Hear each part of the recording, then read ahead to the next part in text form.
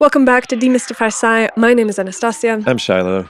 And this is the place where we search for the theories and ideas that are going to change the world. One of the things that we have been researching lately is the birth of civilization, and one place that we have not yet been able to talk about is Göbekli Tepe. And so with us, we have Jens Notroff of the German Archaeological Institute to tell us about the line between Göbekli Tepe and the Bronze Age. Remember, we depend on you guys to keep this project going. We don't have advertisers, we don't have sponsors, and if you want to support this project and see it continue, check out the links in the description for the products that we make, like our musical record, which is out on vinyl, like our upcoming book, Paradox Lost, like some of the t-shirts that we've designed. If any of this stuff seems like it could enrich your life, it will help us keep this going.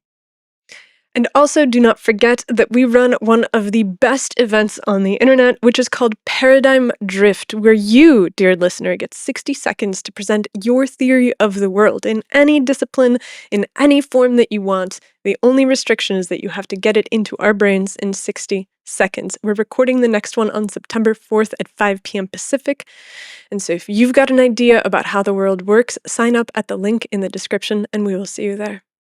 Enjoy the conversation. Check out a little bit of our music as we lead into it. See you next time. The noise doesn't matter. The noise doesn't matter.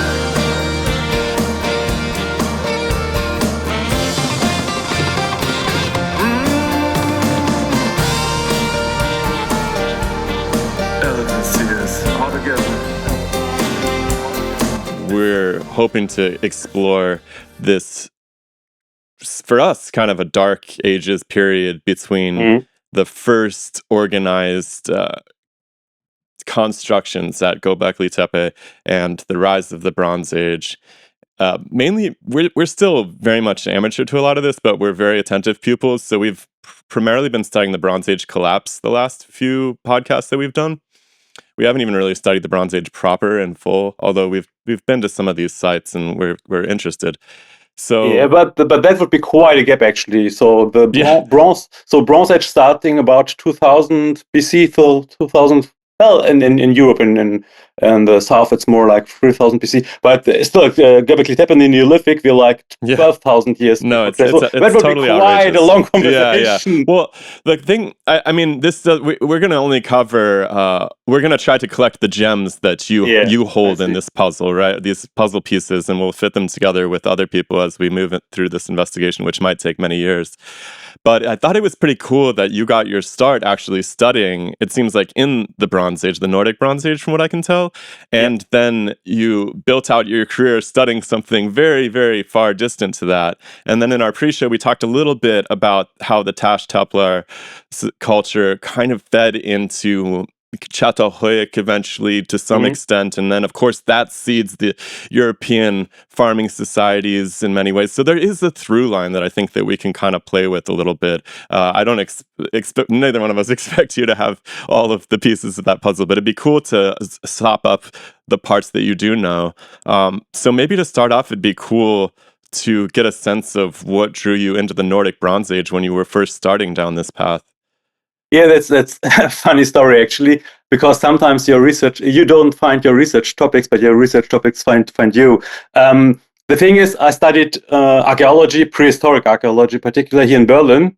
And when you're a young student just starting, you of course visit the lectures of your professor, and that naturally forms out a specialization very similar to the one of your teachers. And in Berlin, it used to be the Bronze Age when I was studying here at the Free University, because our professor Bernhard Hensel was a big name in European Bronze Age research. So it was a matter of fact that I found my interest in the Bronze Age as well. But, and maybe this is where I did digress a little bit, not in the Bronze Age of Southern Central or Southeastern Europe, as was his specialty. I was more interested in Scandinavia and in Northern Central Europe due to very special developments in the Bronze Age there. But long story short, once you finish your study and you start out there in the real world, in the real professional world, and you want to earn money with your degree, you look for the projects which are open and the positions which are open. And that was how I ended up first at the German Archaeological Institute as a student assistant still back then, and second in the Neolithic of the Near East, because this was the work that paid my bills, so to say. The interesting or the good thing about prehistoric archaeology is that the tool set, the methodology we are taught is pretty much universal. You can use it pretty much universal because the approach to material culture doesn't change. If it's Neolithic, if it's Bronze Age, or even modern industrial archaeology, the questions or the answers you have to come up with material culture, the tools you are using, they are the same. So as a prehistorian, you can work in pretty much every region and time scale throughout human history. That's really interesting. And I wonder if before we delve into the deeper questions of the Nordic Bronze Age and whether or not we can create a through line that comes all the way back to Göbekli Tepe, which I know is ambitious, you said something about they share an approach to material culture. And this is something that you come across all the time when you're reading about these sites, when you're reading about ancient peoples. There's evidence of a material culture. And I wonder if you could tell us a little bit about what those approaches are that are universal across all of the fields so that we have a more evocative sense when we read these papers. Yeah, sure. I mean, this is the very core of archaeology. I mean, history is the science studying the written records left by human societies.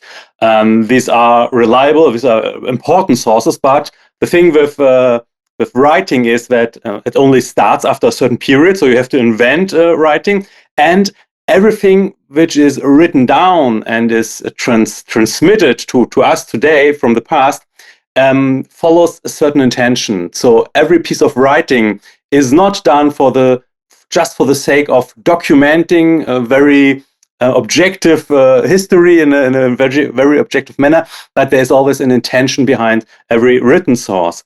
The difference to archaeology is that we are focusing strictly on the material culture, and that means everything material left by human everyday life. So there are basically three sources we use in archaeology, and this is burials, very obviously. So once people start bury their dead, they somehow link this to a certain worldview, to a certain imagination. So if you bury your people, you have a reason to do so. Either if you just do it for practical reasons to not attract wild animals or whatever, or you already connect the kind of a worldview with this kind of an idea of an afterlife.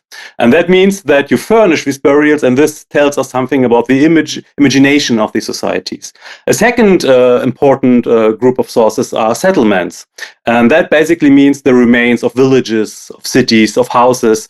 Often we only find the foundations or even just the holes where the posts of former wooden houses were standing. But this gives us an idea about the layout of villages, about how people were living next to each other, how societies were organized. But the by far biggest group of sources we are using is, and I have to put it very strictly, rubbish. So this is basically everything else which is just left, which was discarded because it was not useful anymore. And this is a very important source because unlike burials or settlements, there's no selection. A burial is an orchestration. It is everything we find in a burial is selected already. So there are a lot of filters going on. We are only seeing what these people want us to see. What we only learn about their society, what these people want us to learn about their society. But rubbish is very unintentional. You just discard what you do not need anymore. And this tells us a lot about a society, what they ate, how they organized their households, what they used for certain activities, the tools, the pottery. This is giving us a very, very decent glimpse into the everyday lives of past societies. And that makes it so important and that makes it so interesting. And if you combine these historic sources and archaeological sources, we get a much, much more interesting picture because sometimes the written sources seem to confirm what we are finding in the material culture or the other way around. The material culture is confirming certain historical events, but often they also contradict each other. And this is where it gets interesting. Why are there these contradictions? What was the intention behind a specific description of an event, and why does it differ from what the material record is telling us about it? And this is where archaeology actually comes in and becomes interesting. And to wrap this up, we do not need to forget that in the long history, or comparatively long history of humanity, the period we can cover with written records is very, very small. Almost 99% of our history is prehistory, so without any written records. And that's what makes archaeology actually so important. It also seems like it would require a tremendous amount of imagination to string together all of these pieces. I mean, do you think that you could look 1,000 years at Berlin around you and see the floor plan of the buildings, the tools, the garbage, the burials? Would you be able to piece together?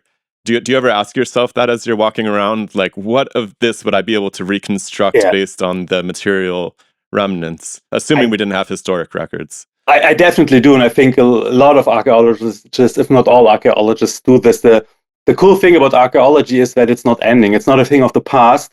We are producing material culture all the time. So you can use archaeological methods to examine things which happened yesterday, to examine your today's life, for example, and you still can use the very same archaeological methods you apply to societies thousands of years ago. In fact, it is done. There is a field called contemporary archaeology and industrial archaeology.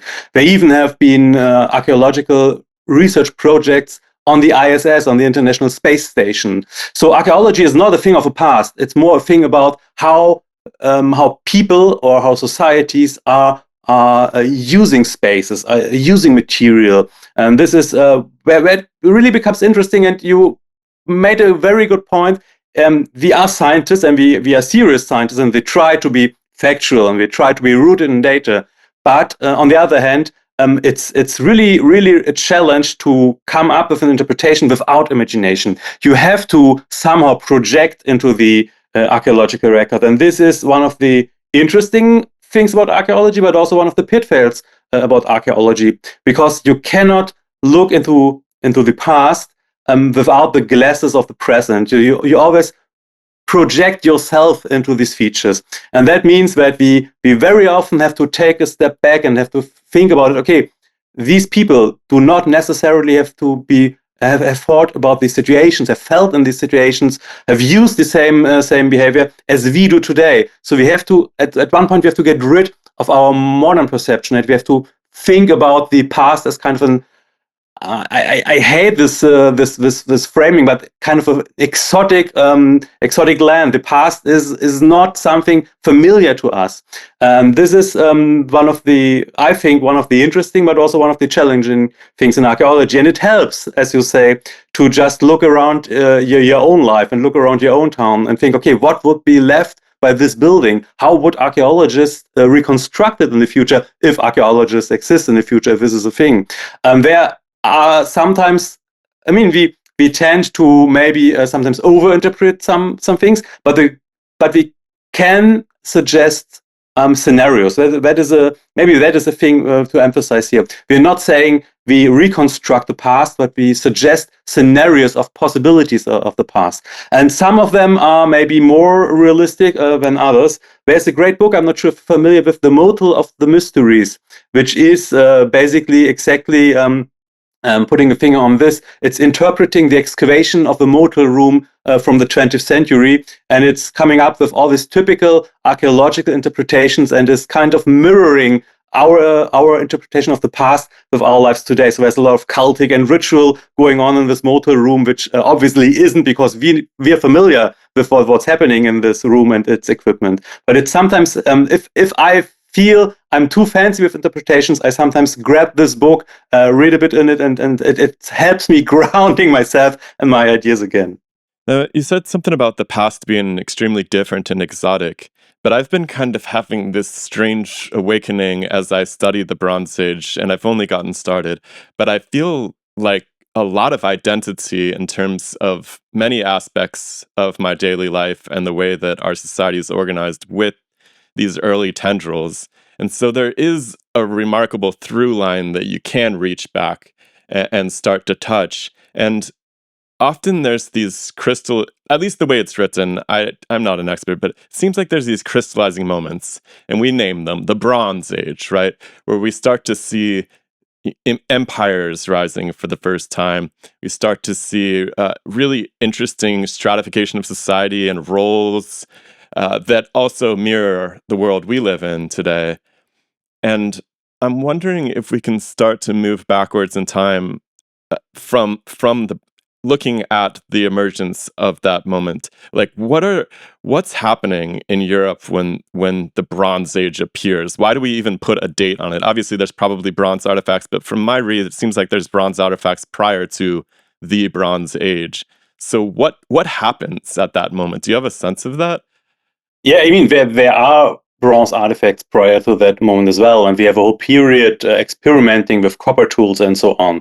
But the big change in the Bronze Age is the industrial scale with which these tools appear, and the use of bronze, of metal appears. And the use of metal is a big change. It allows you to create much more and much more quickly the tools we were producing from other materials before. So weapon production, for example, could be increased on an industrial scale, because you now could just produce swords and spearheads and so on a much bigger scale and much quicker than imagining doing this from stone, for example. So the industrial scale is really important, and that on the other hand, somehow helped certain regions or certain cultures rising in power, because if you control the raw material, the bronze, or the knowledge about how bronze would be worked, then of course you control the important knowledge.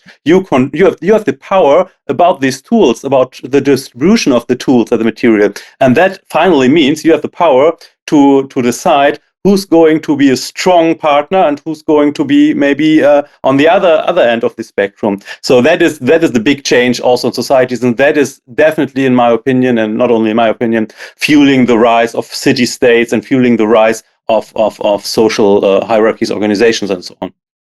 Yeah, so it seems like there is this social organization that really underpins our understanding of the Bronze Age, which we go from prehistoric communities of humans that seem to live without the pomp and circumstance of the empires, where there are not magnificent temples, there are not kings that are adorned with enormous riches buried on top of a mound that contains, hundreds of virginal 15 to 20-year-old women.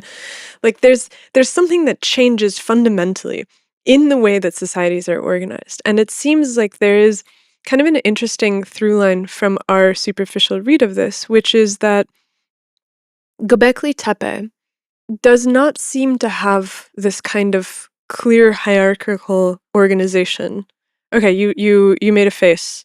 Tell me about that. That's where it becomes difficult. Okay. Because I mean, we're trying to close a gap of about 10,000 years now, trying to put loose ends together in terms of social hierarchy.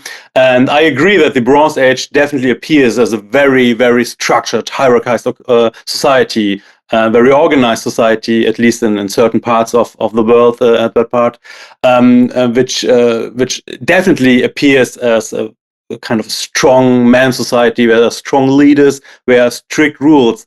And it becomes more and more fuzzy the further we move back in time. So by the time we arrive in the Neolithic, we can, in the later Neolithic periods, so in the farming periods, we still see that there are certain individuals somehow organizing societies, that there are people who are treated differently than others. We have so-called princely burials, which, well, it does not mean that there are princes and kings, but we use the term because we have nothing better to use. You could also label them as chieftains or something like that. So there are social organizations visible, which somehow give us an idea of specific charismatic leaders in the time. But the further we move on then backwards in time again, we really are lost in terms of social organization, because the thing is, when we're closer to Göbekli Tepe, we're in the 10th millennium BC here, and this is the early Neolithic. So this is a time right after the last ice age. The glaciers were melting, climate was changing. There is a lot of abundance in nature in terms of subsistence, a lot of animals. You can find a lot of plant food as well. And we are dealing here with small hunter-gatherer tribes in comparison to these village societies we have in the later Neolithic and in the Bronze Age, where they already start to form city-states. So it's much smaller societies, smaller communities, so to say, organizing each other here. And we do not see the degree, or as of yet, we do not see, at least in the material record, the degree of specific individuals rising to power and forming these societies. There are certain hints. There are some specific ornaments, buttons in particular, what we call scepters, which may be interpreted in terms of the paraphernalia of a specific group or specific individuals, maybe ritual specialists or even people obtaining political power. But it becomes not really visible in the structure of these villages, which have huge communal buildings. So that makes it difficult to talk about social hierarchy in a comparable, clear sense as we can do it in the Bronze Age and later periods. And yet there does seem to be a transition across that 10,000 years, and there's some really interesting steps along the way, because you do have the appearance of very flat cities at some point, or socially flat, right? There, these places like we can talk about Çatalhöyük, we can talk about the Kukutini culture as well. These pretty big, maybe 10,000 people cities without that element. However, clearly they're organizing on a large scale, and we can push this all. I'm not sure which side of the apple to eat first, the far end with Göbekli Tepe, where there is an organized societal level effort for these constructions, but and then at the Bronze Age, where you also have this, but it's industrially driven. It's like you said, there's a power thing emerging, which is really fascinating. There's a power element in which you need to consolidate your security and your periphery, and then you start to get hungry as the society expand that. So we could start at either end of this apple, but it seems like there is some sort of transformation that I want to.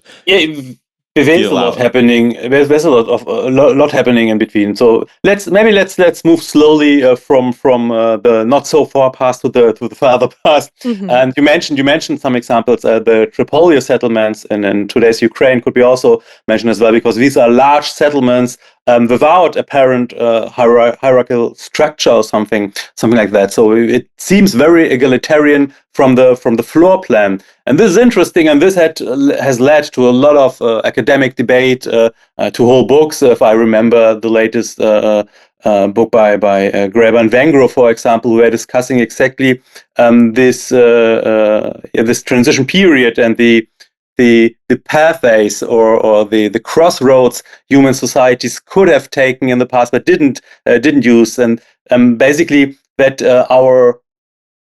where we are today in terms of society and social organization, that this is not a natural thing. It did not evolve naturally due to certain cultural steps, but this is just the consequence of these crossroads and the paths taken by them. But we could easily have taken another path, and there are examples for that in the past. The Tripolia settlements, for example, are quite amazing because they seem to cover a very huge population in the thousands without a strict residence or a circle or a quarter indicating social higher part of society. So they seem egalitarian, and this is interesting from an organization or social organizational point of view, and this is what maybe links or brings us back to the Göbekli Tepe constructions, because something I think we are dealing here with is kind of a self-organizational system. So social systems which shape themselves according to the needs pushed from the outside. This is a very abstract concept in the beginning, but there are historic examples to underline this.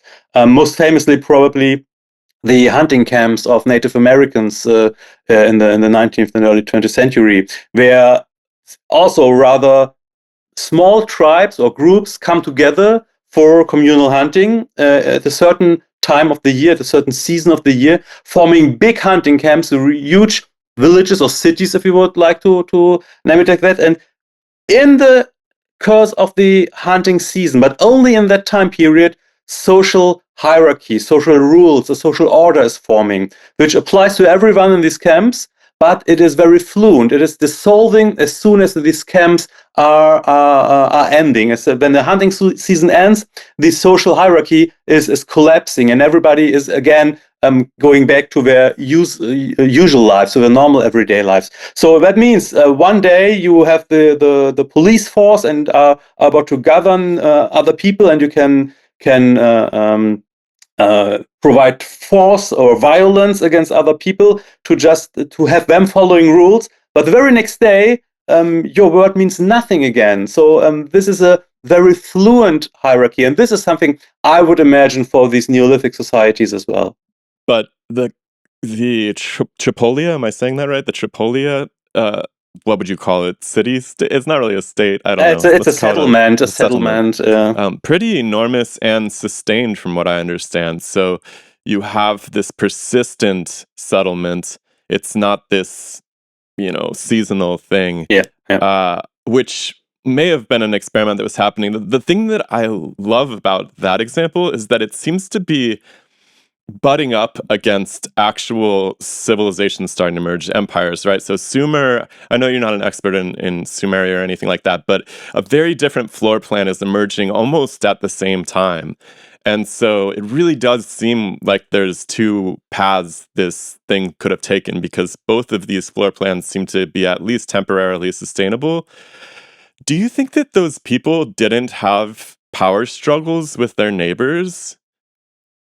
They did. They certainly did. I mean, we even the early Neolithic is not a golden age of people running around happy and not having to fear each other. There are examples of conflicts, and we certainly have to think about means and measures of conflict mitigation as early as in the Neolithic, as early as Göbekli Tepe, and certainly even before.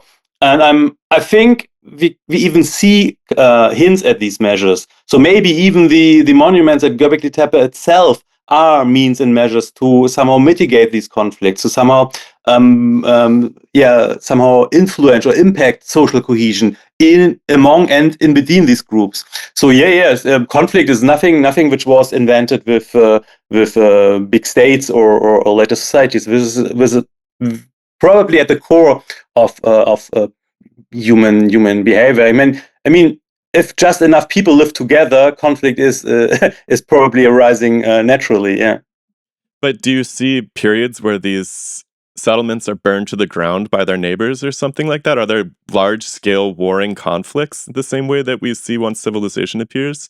You do not see these organized kind of conflicts. I mean, we have some examples in the Bronze Age here in Germany, most famously the so-called Tullense battlefield in northern central Germany, where the remains of a battlefield, Bronze Age battlefield, were excavated in a wet environment, and it was very well preserved. And you've seen there a lot of weapons, and surprisingly, not the big weapons you would expect, no swords, or not only swords and spears, but a lot of wooden weapons, for example. But more interestingly, the individuals found together with these weapons, the victims of this huge Bronze Age battle, they were showing traces of a lot of healed fractures. So they seem to be kind of either experienced warriors, so they very often seem to have been part of these conflicts, or maybe even professional warriors. And this is something we really have to reconsider when we're talking about conflict in the Bronze Age. But in the Neolithic, to my knowledge, at least not in the region I'm working and in the period I'm working, we do not see this organized scale of violence and warfare. So that is something which might have to do with the smaller groups. So we have not these huge village societies yet. Where on the step to developing, we have smaller tribes, smaller tribal societies, and of course there were less people back then, right? So the population was growing in the moment we were settling down and starting with food production. So that was maybe one of the trigger points for the growing populations. So naturally, we have smaller populations before that point, and that means that also the potential for conflict is on a large scale in the landscape a different one. And so, in terms of the transition from the Neolithic towards the Bronze Age, it seems like eventually in Europe, as in the Mediterranean, we have these organized societies that do have a professional warrior class, but obviously it doesn't begin this way. And so, do we have any indications for when in Bronze Age Europe these first warrior societies start to emerge? We maybe can pin this down pretty early in the Bronze Age, at least in my field of expertise in the Northern Bronze Age. You encounter these huge burials pretty early on. So huge burial mounds are phenomenon of the earlier Bronze Age, and they get smaller during the Bronze Age. And also the appearance of the sword is something which can be noted here. And interestingly, it does not look like the sword or each sword always was the weapon of an active warrior. There seems to be more of a symbolic value to at least some of these swords as well. So it was probably more the symbol of the role of a warrior rather than the active tool, or in any case, the active tool of the warrior. What I want to say with this is that not every man wearing a sword has to be a warrior. So it could also be represent the power of force enacted with the sword. So if you wear a certain sword, you maybe have influence and power over other men using the sword. And this is proven by an interesting study by a colleague colleagues from Denmark and Sweden, examining the many swords, bronze swords we have from this period.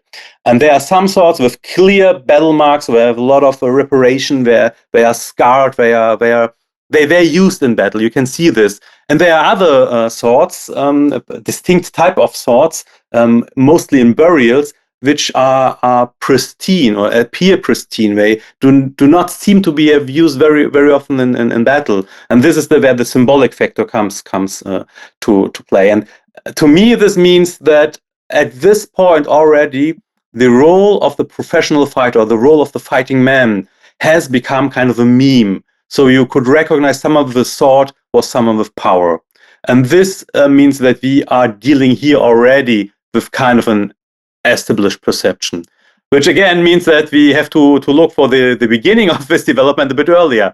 And we can indeed see already in the Chalcolithic period, this in-between period between Stone Age and Bronze Age, where experimenting with copper was taking place, noteworthy in Egypt and in the southern Levant, that this seemed to be linked to social hierarchy already.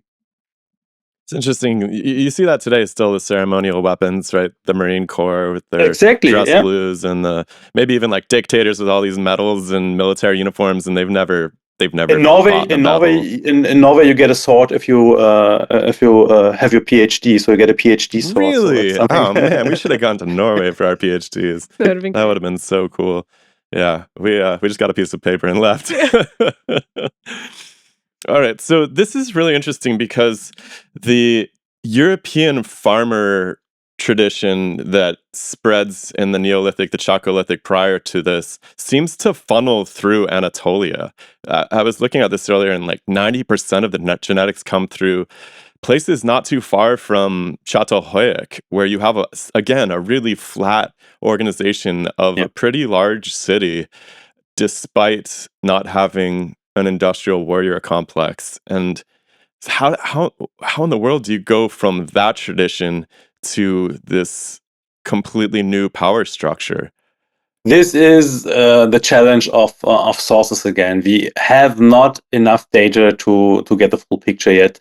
Çatalhöyük is a great example because there's so much research done. We have so many results, but it is still kind of a lonesome lighthouse shining the Anatolian plains, at least in this depth of research. And Çatalhöyük is special in terms of what we know about the social organization, because we have this village society which seems to emphasize biological family not as much as social family. So there's a lot of interesting genetic research just recently been published about how these households are actually how people in these households, or where people in these households are coming from, and it's showing that not necessarily biological families were living together in one household, but that it's more kind of a social construct, and that apparently an interesting focus was on matrilinearchy,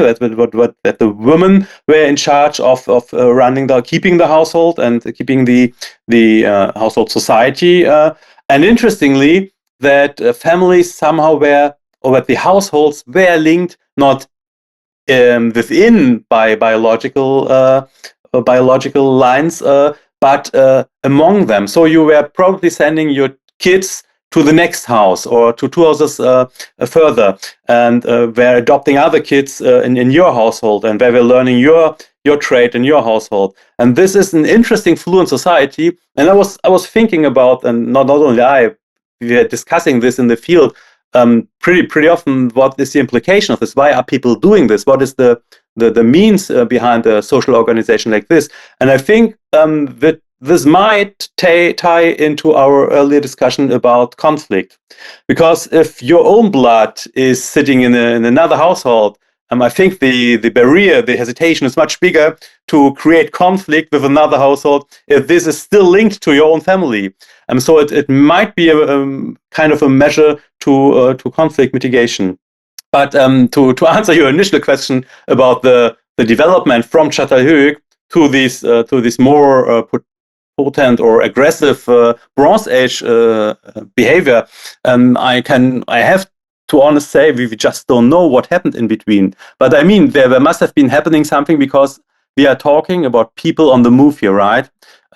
These are the people going to Central Europe, bringing agriculture, bringing food production into the rest of the world, into Central Europe. And this is something we often, or at least it's not perceived that clearly in the public. I've got the impression. Often after lectures, or there was an exhibition about the Göbekli Tepe and Taş Tepeler finds here in Berlin just a couple of weeks ago.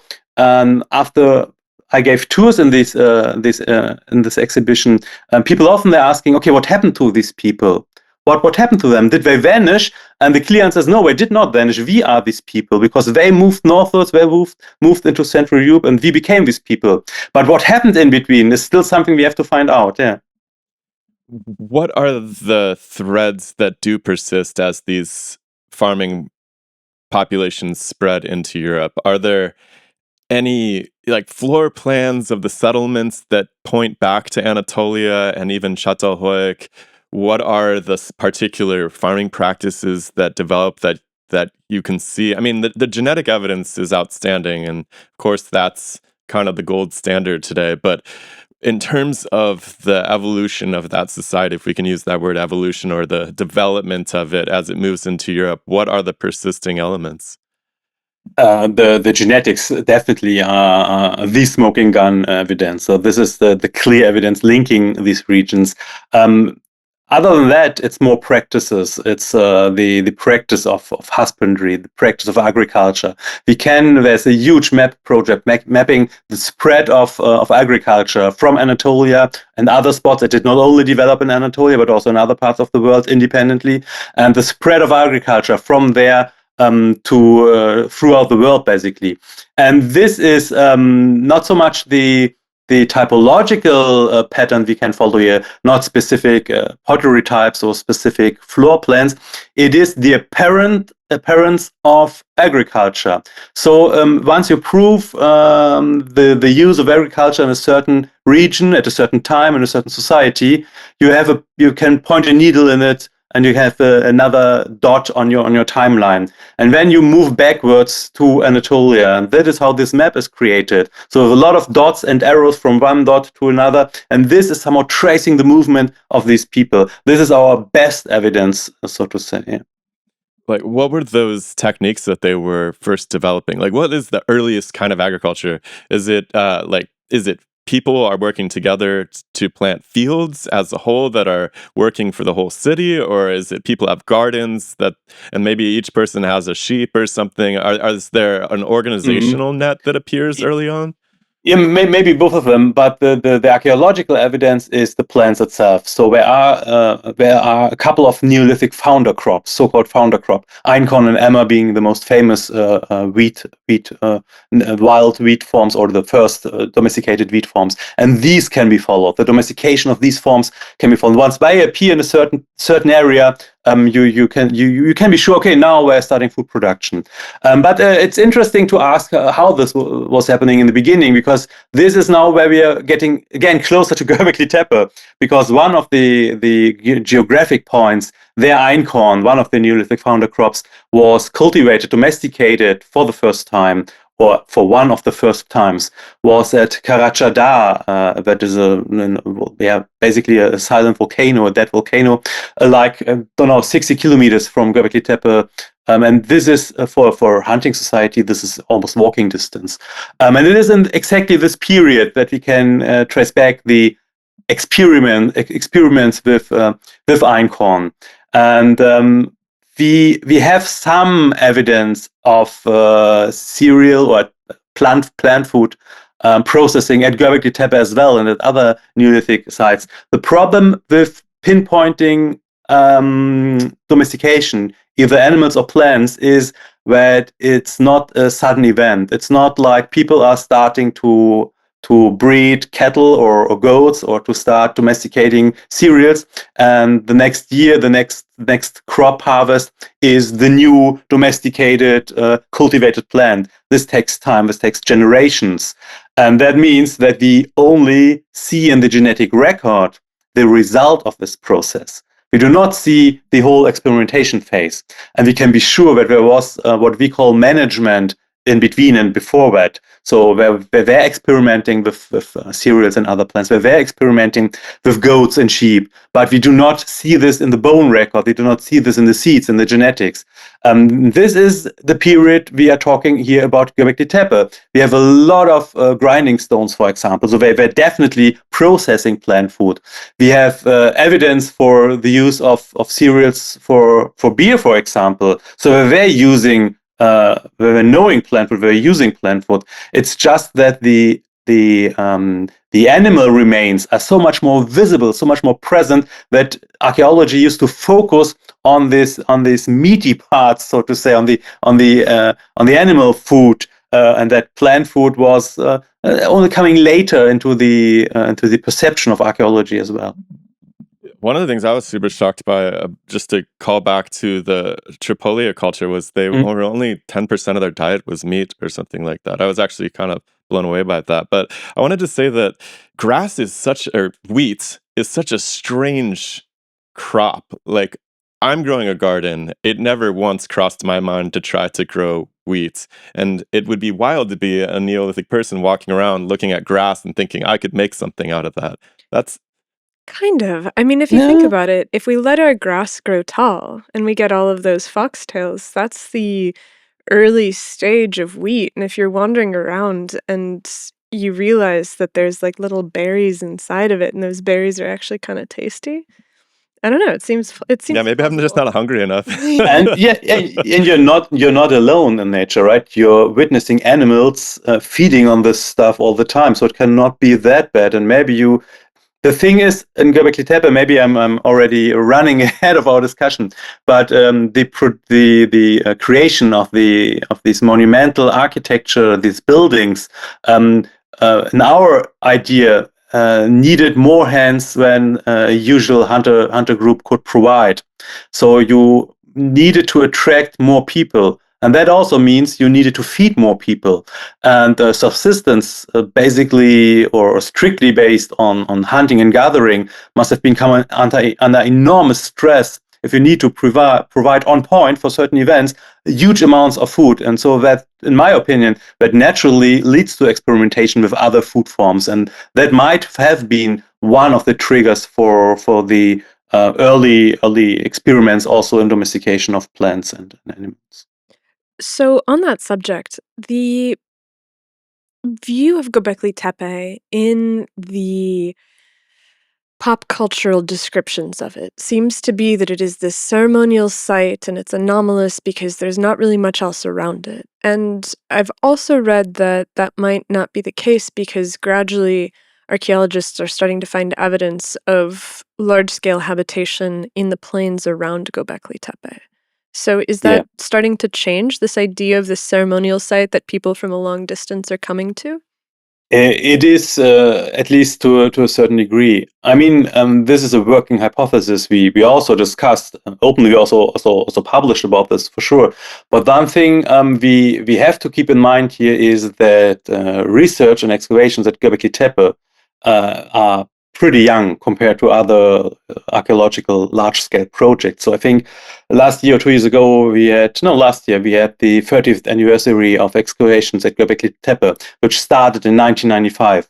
So just for scale, excavations at Olympia, another big project of the German Archaeological Institute where I work at, they had an anniversary of 150 years of research last year or 2 years ago. So just to put it into scale, that means that at Göbekli Tepe and the other related sites, with every day of excavation, we provide new data which are so dynamic that we can change our image each excavation season, and we have to adapt our image to this changing record. And that means that our picture also, of course, changed about what was going on at Göbekli Tepe. In the beginning, what was outstanding is this monumental architecture. So these huge T-shaped pillars, more than 5 meters, some of them more than 5 meters high, arranged in circular buildings. And these buildings looked like nothing we knew from the contemporary settlements, which were known already in the time. The first time these T-shaped pillars were discovered was at a site called Neolithic in the 1980s. And there were only one building with these pillars, one building with significantly smaller pillars. And this was apparently a communal building. So it was not a living building. It had burials inside the walls. It had all this. It was a huge room, larger than the domestic buildings. And having at Göbekli Tepe at the beginning only these apparently communal, huge, large-scale buildings somehow led to the idea, okay, we were missing the settlement here. We only have these special purpose buildings. Add to this the situation of Göbekli Tepe, which is high up in the mountains, which is still, in my opinion, not a preferred settlement area. So there are much better areas for settlements in the valleys below with access to water and everything. And this added to our initial image of the site. But, and there is a but, with ongoing excavations, the image changed. There are now more buildings uncovered. There seem to be more traces of everyday life. It still remains that there is a large number of these apparently communal large-scale buildings, but we must consider now that there's much more going on than just these monumental buildings. And Göbekli Tepe is not only consisting of these monuments, there's going on much more. And lucky situation we are in now, in 2021, I think, the so-called Taş Tepeler project was started, which basically is under the umbrella of one huge Neolithic project headed by the University of Istanbul, is bringing together different individual research projects of other sites in the region, of other sites which have produced similar T-shaped pillars. And the results we already knew from these sites show, for one, that Göbekli Tepe is not a sensation. It's not a single find without any comparison. It is part of an archaeological culture, apparently. And all these other sites are adding different pieces to the puzzle and showing us that we are dealing here with what I would label a communication sphere, an exchange sphere of different groups meeting each other, communicating each other, and exchanging ideas and exchanging material culture, exchanging culture at all among each other. It's really interesting because even inside of Göbekli Tepe, I can see this, and in between the different sites of the Taş Tepeler civilization or cultural complex, which is that there seems to be an unequal distribution of aesthetic ability. So some of the carvings you look at on the pillars, and they're very rudimentary and low relief, and then other ones are very lifelike and high relief, and so they seem like they would have been more complex. And then if you look at the faces of the statues that have been found at perhaps Karahan Tepe and at Göbekli Tepe, they're sort of like they're warped and they're not very well done. But then there's one that was found at Nevalachuri that is really good workmanship. And so it just really strikes me that there's not one class of artisans that seems to be making these sculptures and reliefs at all of these different places. It really does seem to be a communal project where there's some guys that are really good and some that are just you can see different handwritings. Not everybody is good at drawing faces. So it's more about the idea, and I think sometimes it's intentional as well. There are some sculptures, life-size, very naturalistic human sculptures, animal sculptures, which are of such a great craftsmanship that you really can you recognize the animals. They almost appear vivid and living, and imagining that they were painted. They're clearly a very, very living site. On the other hand, you have very stylized faces in some cases. I think sometimes this might be intentional, because they appear to me at least, to represent masks or masked people. And we also have examples for separated masks, stone masks. Again, here I think that's just a stone version of what was used from other material. Maybe they were using leather or wooden masks as well. But sometimes I got the impression that some of these sculptures are, in fact, not depicting real specific individuals, but masked people. Or you often seem that these sculptures are depicted with a very emphasized rib cage, or they almost seem skeletized. And that again might hint at mortuary ritual. So maybe they are not depicting specific living persons, but are depicting dead persons, dead ancestors, important dead ancestors.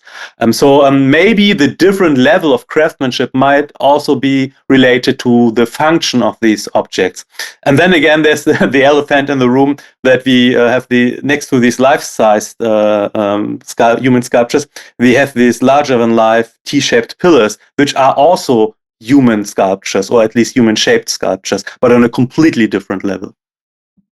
Yeah, so some of the T-shaped pillars along their narrow edge at the very top have a little face, and then if you look at the side of them, they have these hands that are reaching around to the side. And so there does seem to be this ability to represent multiple different aspects. The depth of representation is really interesting. Yeah. I think this is definitely something we deal here with different levels of meaning. So the larger than life T-shaped pillars with 4 to 5.5 meters, no faces. There's one example which has this nose, or there's kind of a link between T-pillar and sculpture, but most of them do not have faces. They seem not to represent specific individuals, but we know they are anthropomorphic, human-like, because they have arms, they have belts, and from these belts even loincloths hanging down. So they are sculptures, human sculptures, or human-like sculptures, but they do not have faces. And this is interesting because most of the life-size sculptures have faces, or at least these mask-like faces. The decision not to depict them here with faces probably was intentional, because on another level, they seem to be marked individually, at least at Göbekli Tepe, if I remember correctly. The central pillars with these arms and loincloths, they have different symbols in the neck area. So some has a cycle, a disc, like a circle, maybe a sun disk or something, and others have a moon crescent-shaped symbol. So there are differences, and maybe they are representing specific entities. you notice I'm hesitating to call them deities or gods or something, because we do not have any aspect proving organized religion. But I think they're clearly on a different level than these life-size sculptures. Maybe they're important ancestors, and I like the idea that as if we think of them as ancestors, they were carrying society as kind of a foundation, but they were very literally carrying probably roofs, because they seem to be physical building parts as well. And this is a kind of an interesting dichotomy, I think, in this case. There's also something interesting in one of the papers that you wrote, which is that you supposed that it was also a site for brewing beer, because you found like 6 vats that have a capacity of up to 160 liters. Yeah. We are talking about the pre-pottery Neolithic. That means they did not have invented yet pottery vessels. Not that they did not know how to do it. I'm pretty sure they just didn't need pottery vessels. They had other vessels. We have stone vessels. They had probably leather vessels, wooden vessels, and so on.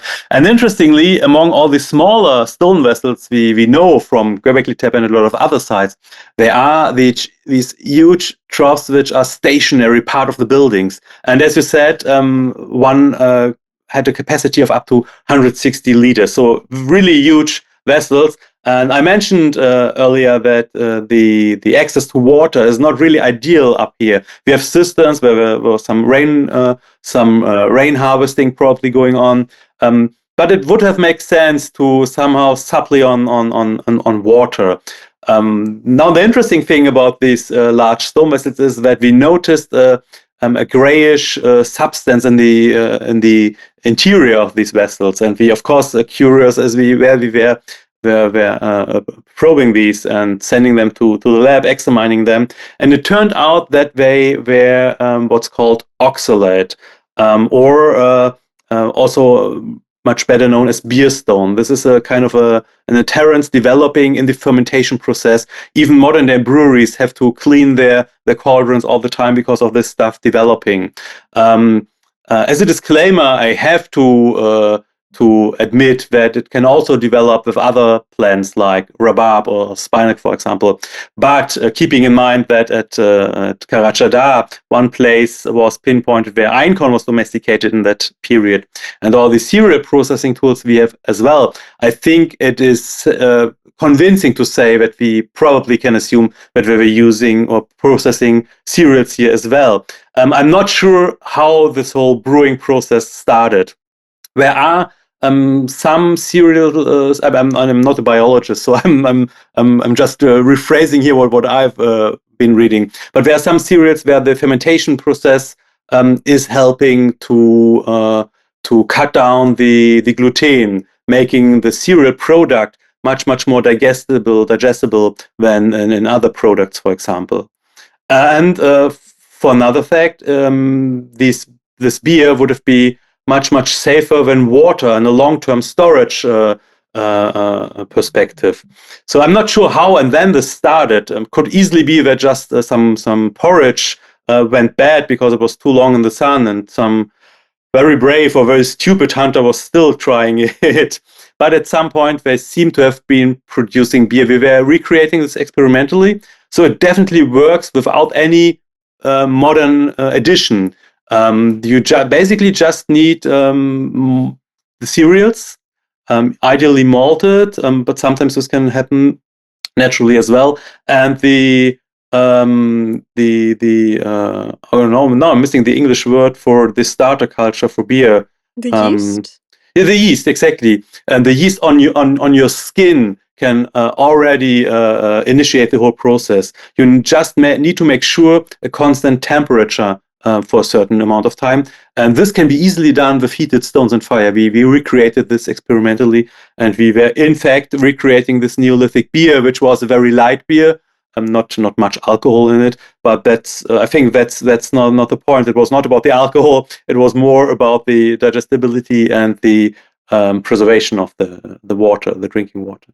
That's really I think when we hear the word beer, we think of, getting a pint at the pub with your friends after a long day's work or something. But it seems, and it seems like it was more of a sustenance issue or just a sanitation issue. Yep. I know that somebody's written a Beer Theory of Everything book about civilization, and there might be something to it. Yeah. I mean, I even by the time we get to the historic period, I understand that the Romans were, like, the average Roman citizen drank 2 bottles of wine a day or something like that. I think they were diluting it quite a bit, like you say, but it was much safer than just drinking out of a river where people are washing their clothes, and even worse. Yep, definitely. And if you have access to the river, that is the first point at all. Yeah. Transport. And so you say that the mountains were not a very good place to live, but we're talking about an area 10,000 years ago.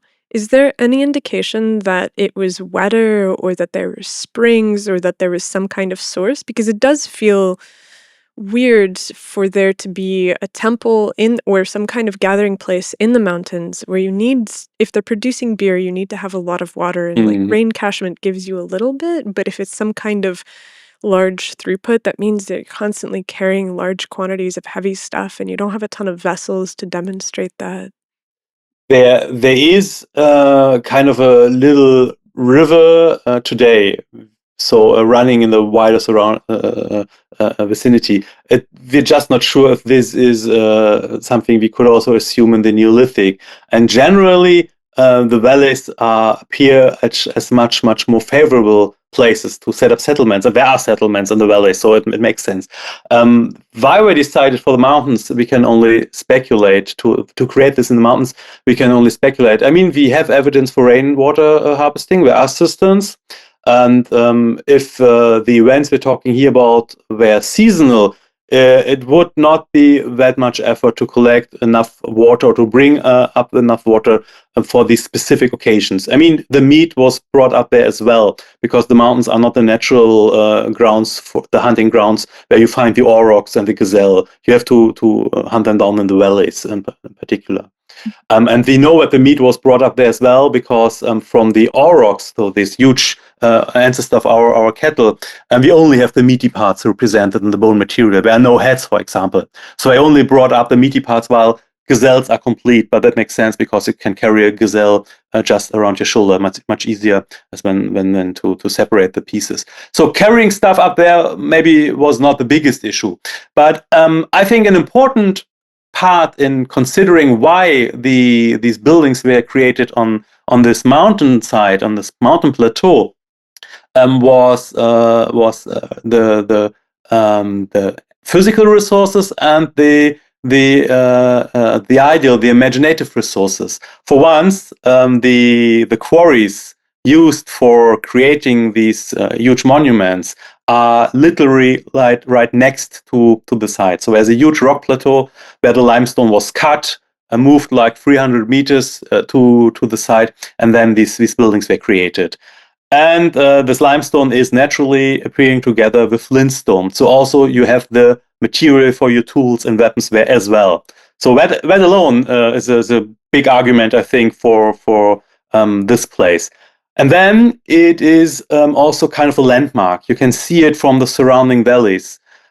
So if you want to create a meeting place for different groups roaming the landscape, it would make sense to just somehow find a spot you can see from different positions and say, oh, this is, by the way, this is the spot where we're meeting in 2 moons or whatever the timescale was. So there are a couple of arguments, I think, in favor for this place as well, despite the not always only favorable position of its situation. Mm. So you said also something interesting just now about being able to meet in, 2 moons. And in addition to there being some kind of coordination that's required in order for people to come gather at Göbekli Tepe, there also seems to be an important coordination about planting seasons, because if you've gotten to the point where you've domesticated, you also need to know when to sow your harvest. Do you have a sense, and I know, do you have a sense that there's any kind of cosmic awareness of the changing of the seasons and some sort of tracking of the turn of the world? I'm pretty sure there were keeping close attention to the change of the world around them.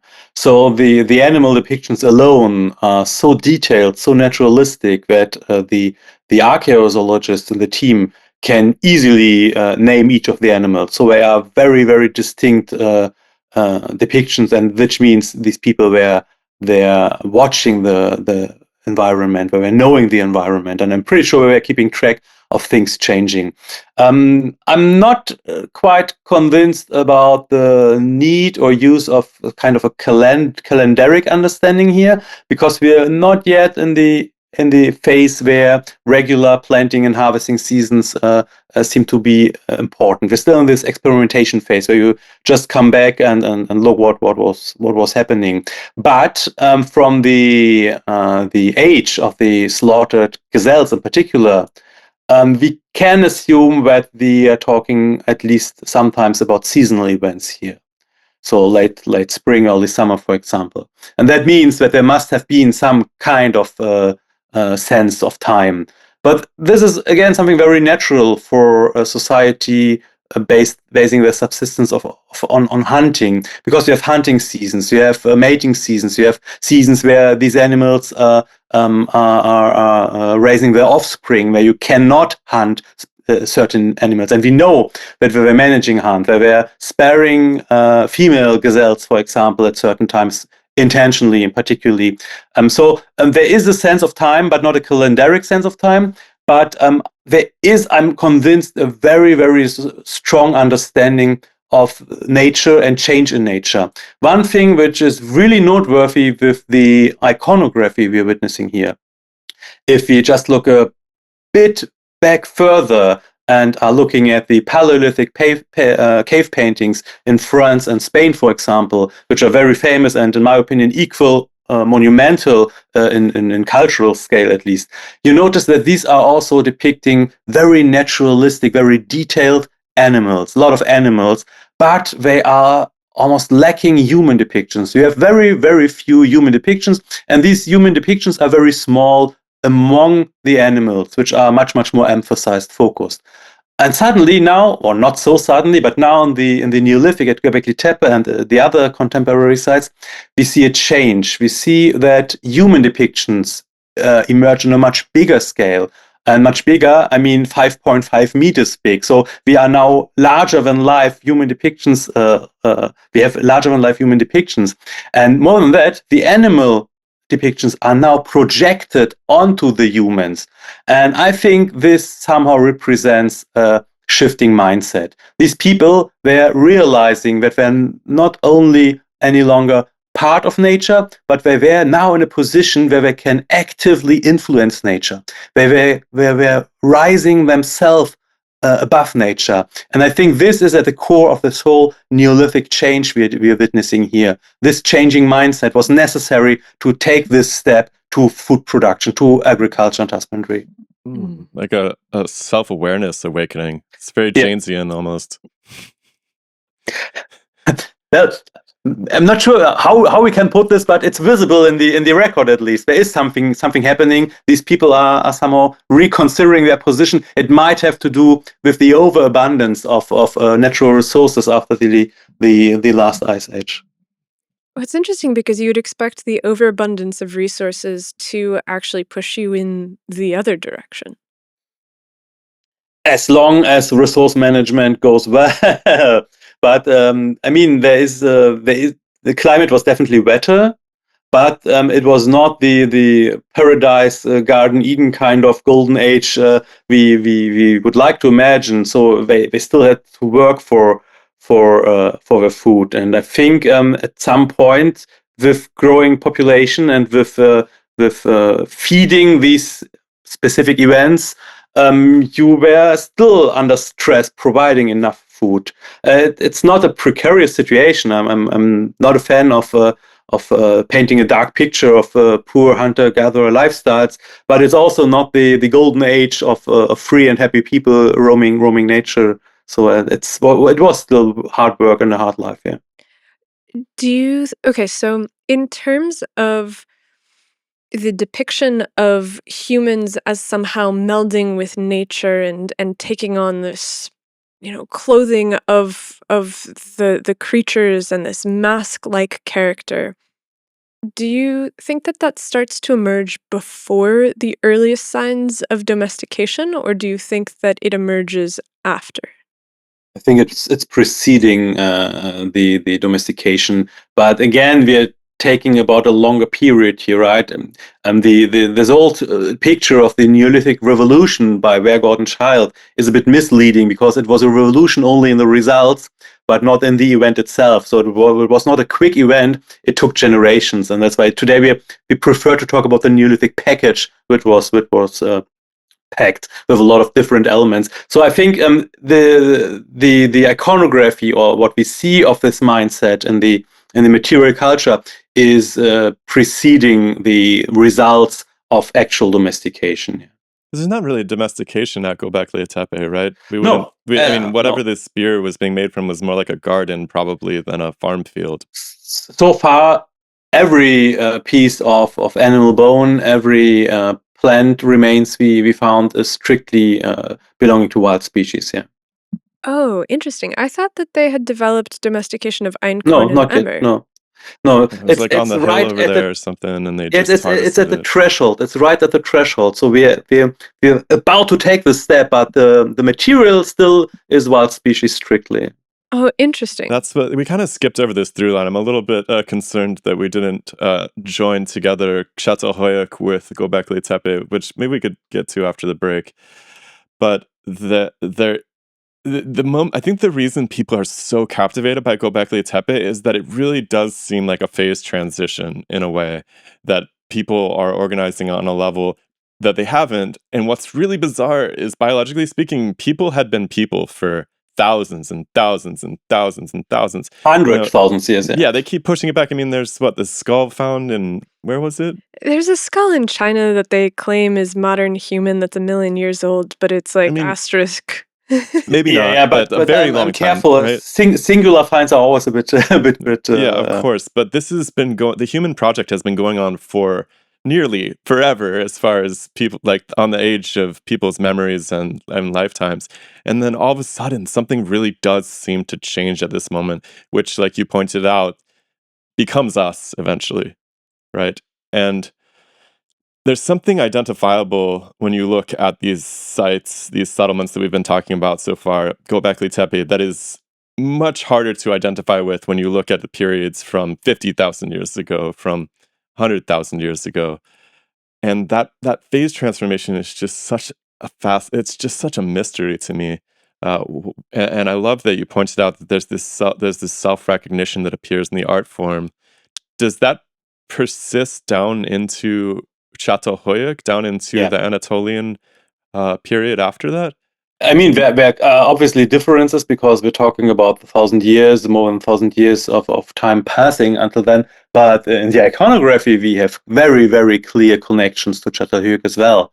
So the aurochs still plays an important role. You have fantastic murals of depicting aurochs hunting scenes, which are very, very similar to what we know from Göbekli Tepe as well. One great example is that there seems to be a very canonical way how aurochs are depicted at Göbekli Tepe and the other Taş Tepeler sites. I said it is a very naturalistic way of depiction of these animals, and this is true to some degree. Aurochs, interestingly, are almost always depicted in side view with very dynamic legs, so it looks almost like it's a running aurochs. But the head of the aurochs, the skull, is it's strangely twisted, so it's not how it would look naturally, but it's on the side. You see the horns. You look at the top from top down onto the head of the aurochs, and I think this is just kind of the attempt to draw perspective and to show this is a dangerous aurochs. This is an attacking animal with a lowered head presenting its horns, and there's only one aurochs at Göbekli Tepe where the head is depicted in side view. So like you would have it appear. But its legs are not very dynamic anymore. It's stretching the legs, and the tongue is hanging from the mouth of this aurochs. So it's a dead aurochs. And this has a very, very close parallel at Çatalhöyük, for example. The bull is a crazy interesting symbolic through line that reaches all the way into the biblical period, essentially, and maybe it still persists in some of these cultural traditions across, Spain and elsewhere. It just seems like people have been obsessed with that animal almost more than any other. You find it as the central deity in a number of these Bronze Age religions as well. It's really, really. I mean, it's a strong animal. It's a dangerous animal, and with its horns, at least in this region of the world, the moon even sometimes represents a very similar crescent shape. The lying moon. So yeah, I can easily see that there is importance linked to this animal. And in the Neolithic, and it was probably one of the major meat producers for such a hunting society. And you certainly needed more than one hunter. You needed a trained hunting team to hunt down an aurochs. This was not a fun walk in fun Sunday walk. So this was really hard work tracking down an aurochs. Dear listeners, I have to ask you for a favor. We have set ourselves an incredibly difficult mission. We have decided that we are going to run this podcast without sponsorships or advertisements.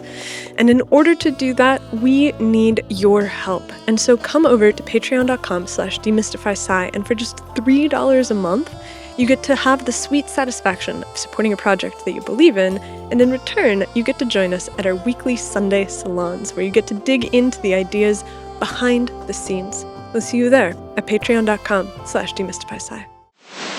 Let's see if we can fully grasp Göbekli Tepe as much as possible, and then draw some vectors out of Göbekli Tepe into the world. Because you said that obviously Göbekli Tepe is not a culture that disappears. It is not a people that simply fill in their ceremonial site and vanish off the face of the earth.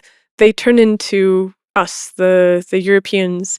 There must also theoretically be some link to the Mesopotamian empires, but that is not supported by the archaeological evidence, I think, at least in part because these areas are somewhat difficult to excavate over the course of the last 30 years.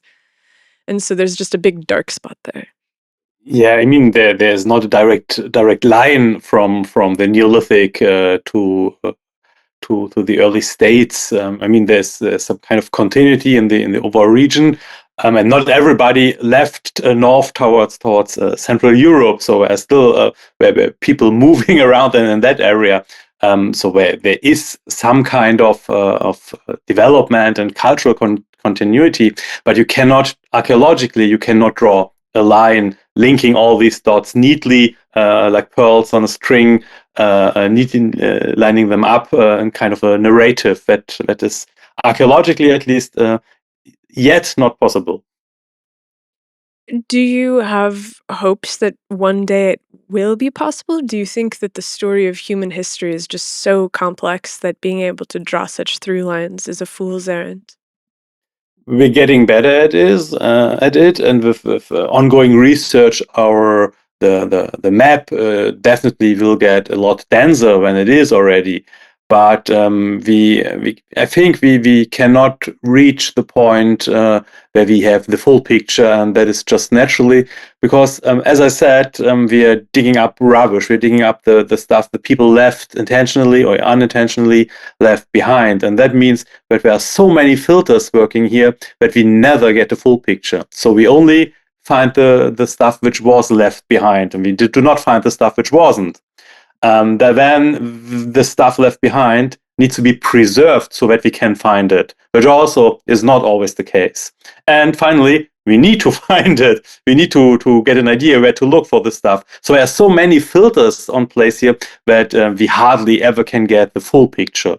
But that's okay. We're aware of this, and that's half. That's already half the win. We know that we do not get the full picture, and we have to consider this. We have to calculate this into our interpretation and to make clear and sure about what our interpretations are based on. Okay, so I'm going to float a somewhat radical theory that I fully expect that you're going to say that I'm not allowed to say such a thing. But bear with me. I have a sense of human history from what I have read so far, which is the following: that there was a type of human organization that was this not super hierarchical way of approaching things. Like we were talking about the way that Çatalhöyük is designed, where there is lots of different people that are living together in a fairly complex society, but there's not obviously these super elevated kings that are above everybody else at all times, despite the fact that there are princely burials and there are people that are highly regarded. There's a key difference between, the kind of regard given to an emperor and the kind of regard given to someone who is perhaps a leader of this more socially horizontal tribe. And so this is kind of a polymorph of human organization. And in chemistry, there's this notion that is called the disappearing polymorph. Have you heard of this? Yeah. And so it seems like the rise of empires and the organization of people into these massive warring city-states is the thing that causes the polymorph of the horizontally organized societies to disappear. Because if you do not have a standing army, if you do not have a way to protect your beautiful little valley where there's lots of animals and grain grows freely, or even if you guys don't have beer here? Yeah, exactly. Like the people in the What kind of a town is this? The people in the next valley over who have the army are going to say, okay, well, we're going to go take over this place. It's going to be ours. And so it's this weird generator function that forces any culture that wants to survive to transform itself into this hierarchical system. And so if that is the case, it seems like the process of empire is something that appears and then mutates every other region that it touches to also look like it. I see your point, and first of all, of course, you are allowed to think about this and say something like this. I'm far from not at all allowing something like this. It's fun to speculate, and I like the idea because it offers an explanation. But well, first, archaeologically, we cannot prove something like this happened, and I think this theory or idea heavily draws on a third man. So somebody must have coming from outside to create this process, to start this process. But what we're usually seeing in the archaeological development is not a total replacement of certain cultural phenomenon, but a development. So this is an inside development, and for this idea to fully develop in the case between, let's say, the Neolithic and the early states, this somehow would mean that somebody from the outside would have come to replace the cultural phenomenon we have here, and that everybody else went northwards to Central Europe. But that isn't the case. Archaeologically and genetically, we still can follow these people. So there is more like a development from within. So something inside these societies must have changed to trigger this development. I'm not saying that there is no chance that some impact, some influences from the outside played a role, but I do not think that it is such a drastic, such a dramatic and how to say it, impactful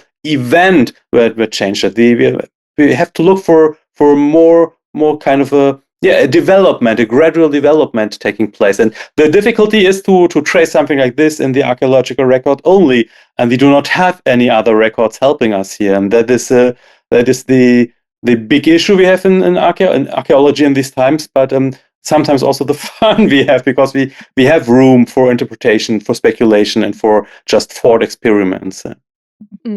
Yeah, I mentioned before the break that it seemed like Göbekli Tepe was this explosion point, and you mentioned that there's this self-awareness that appears in the iconography and so forth.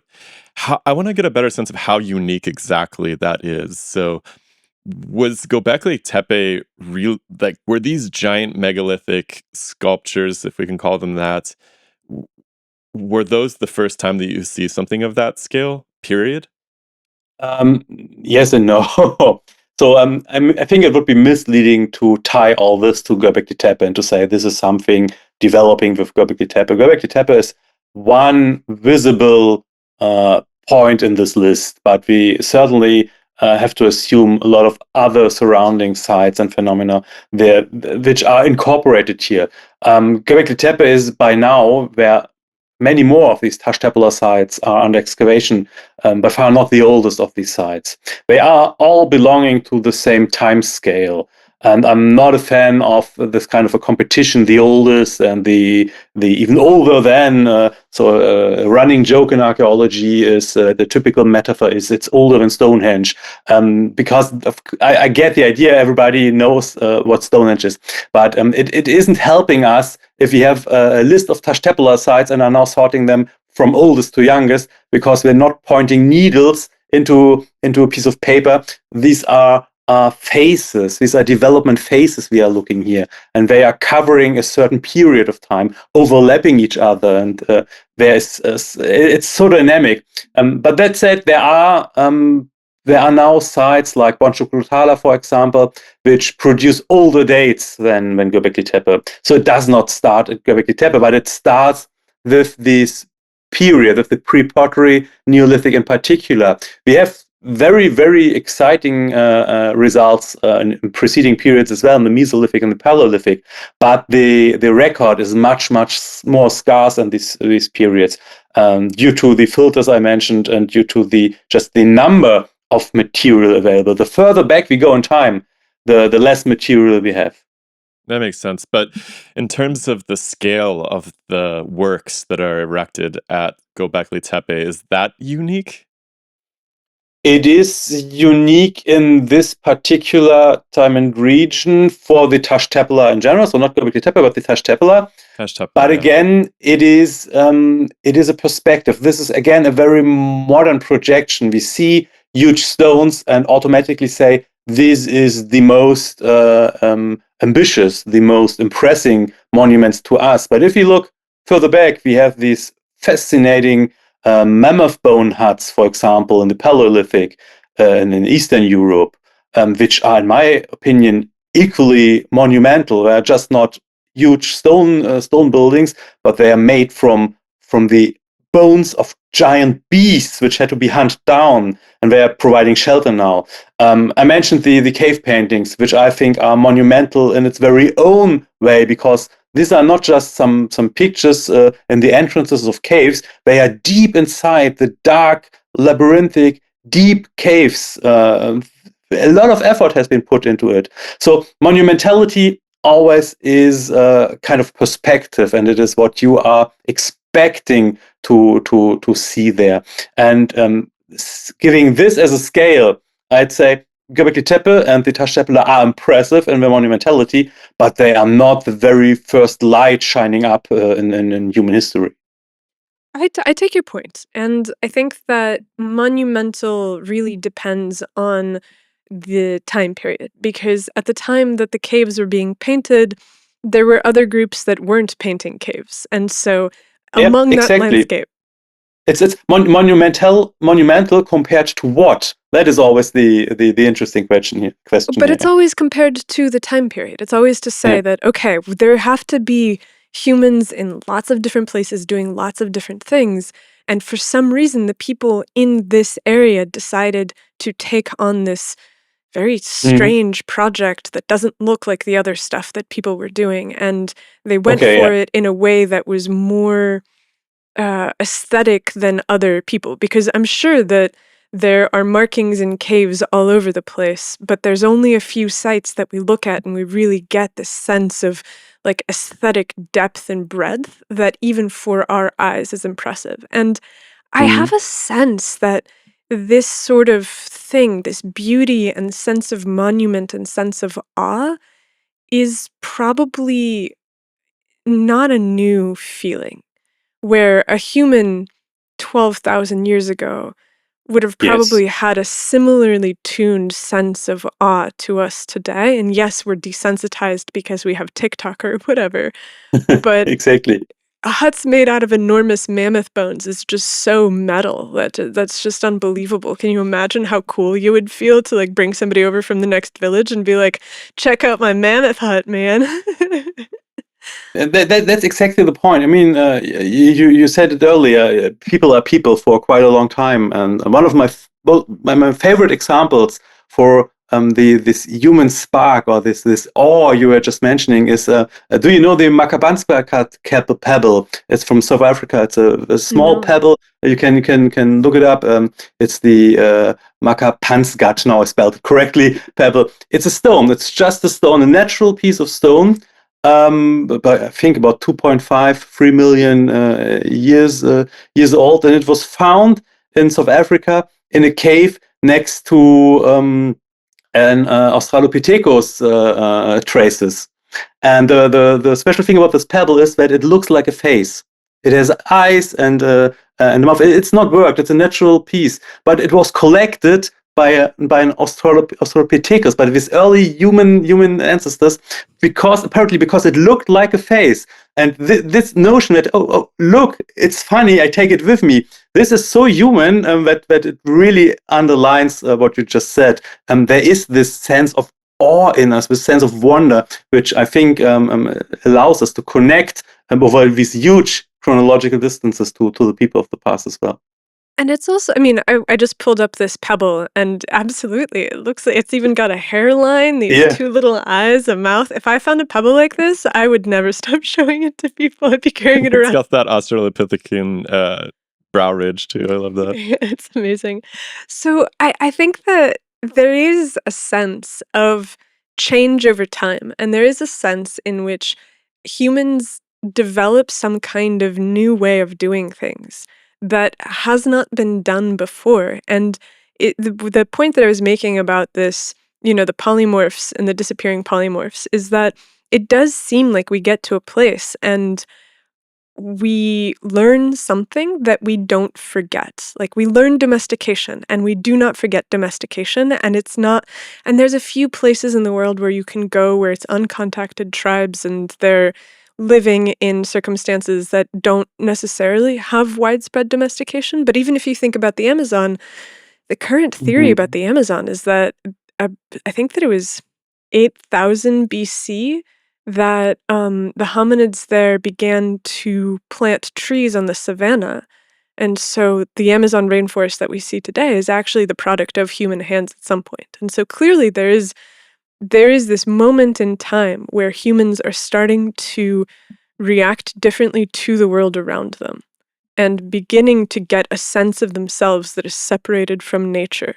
And it's impossible to think of an empire as being anything except for this crystallization of our sense of separation from nature, because the empire in its own description is like a mandate from God to rule and puts humans at the top of this pyramid. And so it seems like when you have this monument building civilization that arrives, that what it is a herald for something that comes later, because it is unique in the sense that it is the first. You can maybe sum it up as history making. This is where history making at some degree is probably playing an important role. Maybe even starting. That is something I would agree with. Yeah, but this is the prerequisite to what's followed. I mean, there has to be a start at some point. And interestingly, even for this monuments.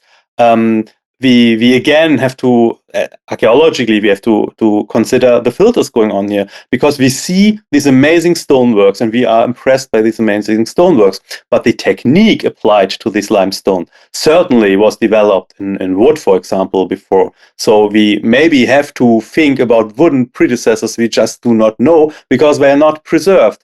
And interestingly, this phenomenon or this cultural complex is not restricted to the Taş Tepeler. So the Taş Tepeler are the region, the very close neighborhood where these T-shaped pillars are visible. But the iconography, for example, we can trace over a distance of about 200 kilometers until Syria, until northern Iraq, for example, and similar sites, contemporary sites, showing the very same iconographic repertoire. The architecture there is different. So these are local adaptations. But there are points where we can relate to. Instead of these huge T-shaped pillars further in the east, for example, they have stone steels without the T-head. In the southern Levant, in Jordan, we find similar circular structures, but they were not built from stone, but apparently from wood. We found the post holes there. But this still links these sites. And this shows that we have to consider a much wider and dynamic development here. It did not start with stone monuments. This is the first result we can track and we can physically trace in the archaeological record.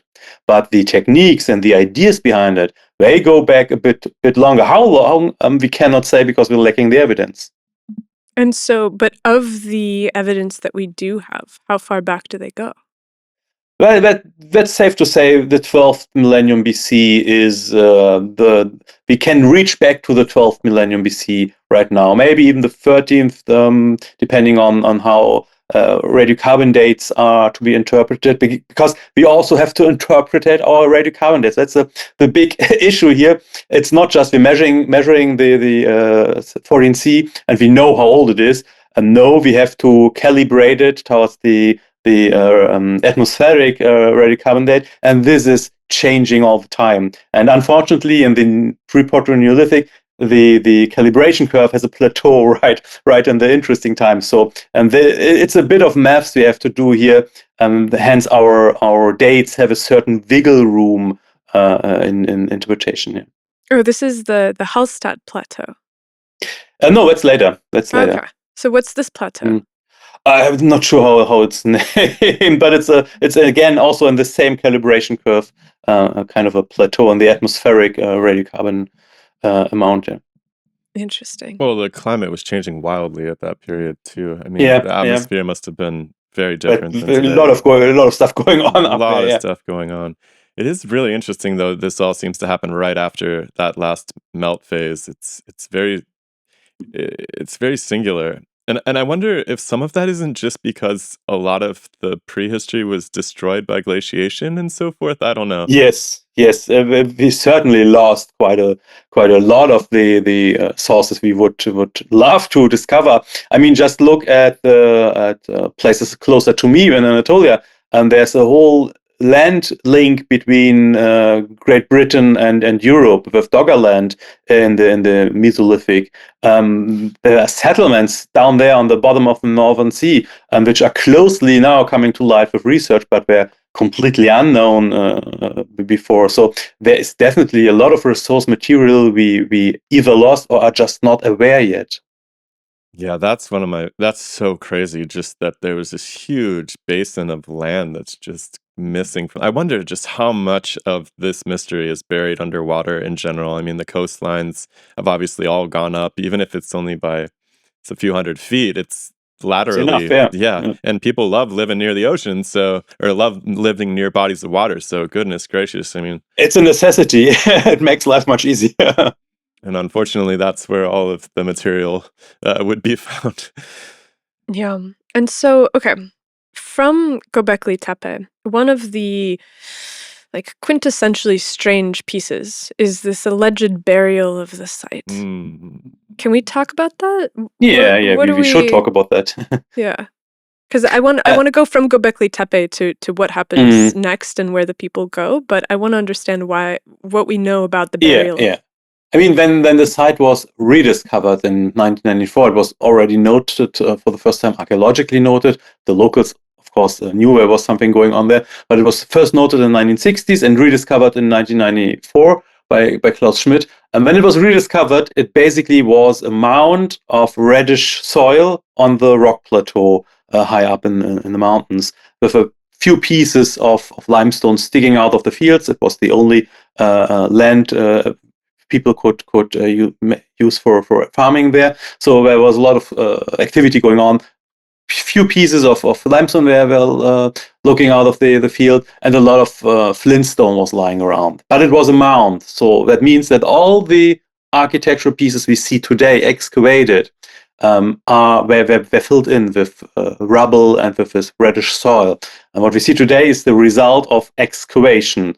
That in the beginning puzzled us to a certain degree regarding the events led to this backfilling. Was this kind of a natural event or was this intentional backfilling? Because history is full of examples ritual structures in particular, which have been backfilled after their use lives ended, and they were abandoned, just to make sure that they cannot be used anymore, they were destroyed or backfilled. So it was natural to consider this, since this also is a phenomenon we know in the Neolithic.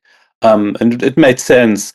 The tricky thing here is that the stratigraphy of these huge amounts of filling within these buildings, a lot of rubble, limestone rubble, a lot of animal bones, tools and waste from these fees from tool production. It was very. It looked very homogeneous on first glance, and only on finer excavation it turned out to be much more heterogeneous. So the idea that there was an intentional backfilling formed in these first years of excavation because it just made sense considering the analogies we had, considering what was visible. But in the course of excavations, the picture changed and became more complex. And the result now being that it's still that's not, the research is not finished yet. So again, what I'm telling now is also contemporary and may change again in the next couple of years. But as of yet, it looks like the backfilling history of the site is much more complex than just abandoned buildings were backfilled and left and forgotten. For once, we see that there was a lot of building activity going on throughout the use of the site. We see replaced pillars, we see repaired walls, we see pillars where reliefs are erased and new reliefs where new images were carved into them, where were rearranged all the time. So there's a lot of activity going on. Sometimes it appears that a building activity was the whole purpose of the site. That means that the individual biographies of these buildings also apparently were a bit longer than building, using, backfilling, forgetting. And on the other hand, we now see traces of both natural events and intentional backfilling. So there are some layers, in particular towards the bottom of these buildings, which seem to be more or less intentional. There are very few finds in these layers. There are sometimes what looks like depositions of sculpture heads, for example, of stones. So that there seemed to be an intentional aspect, at least at one point in the backfilling history. But on the other hand, we also have now traces for natural erosion events, maybe even earthquakes taking place at the site and leading to parts of the backfilling, and maybe it was leveled and then repaired, built again, but not completely excavated to the ground, so just built on top. So backfilling history, to cut it short, is much more complex than it was an intentional backfilling for whatever reason. So it took a bit longer than just our first initial idea about the site. What are some of the intentions behind the backfillings that are done? Like, what motivates later peoples to do this? Is it an act of trying to preserve their history?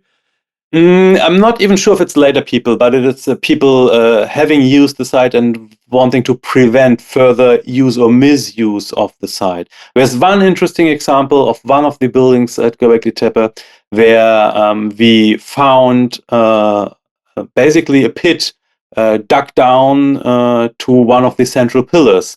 So it was directed intentionally to locate the central pillar and to destroy it. It was destroyed. We only found the pieces, maybe even using fire. It looked like the heat was involved. And that was an intentional act of uncovering the already backfilled pillar. But then again, digging directly to find this pillar also implies knowledge of its existence. So it cannot be that far detached from the actual use or backfilling vents, or maybe even parts were still visible on the surface, that some of the heads they're still sticking out of the field. That might be possible as well.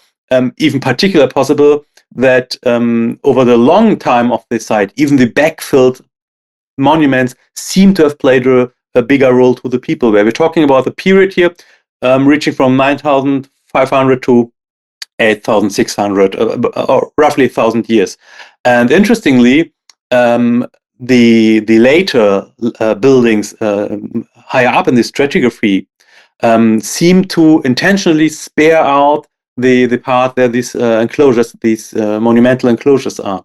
So there's a wall, a terrace wall built, separating or singling out the space where these former monuments there, and it is on top of the filling of these monuments. So they knew there is something, and they did not want to build on top of it.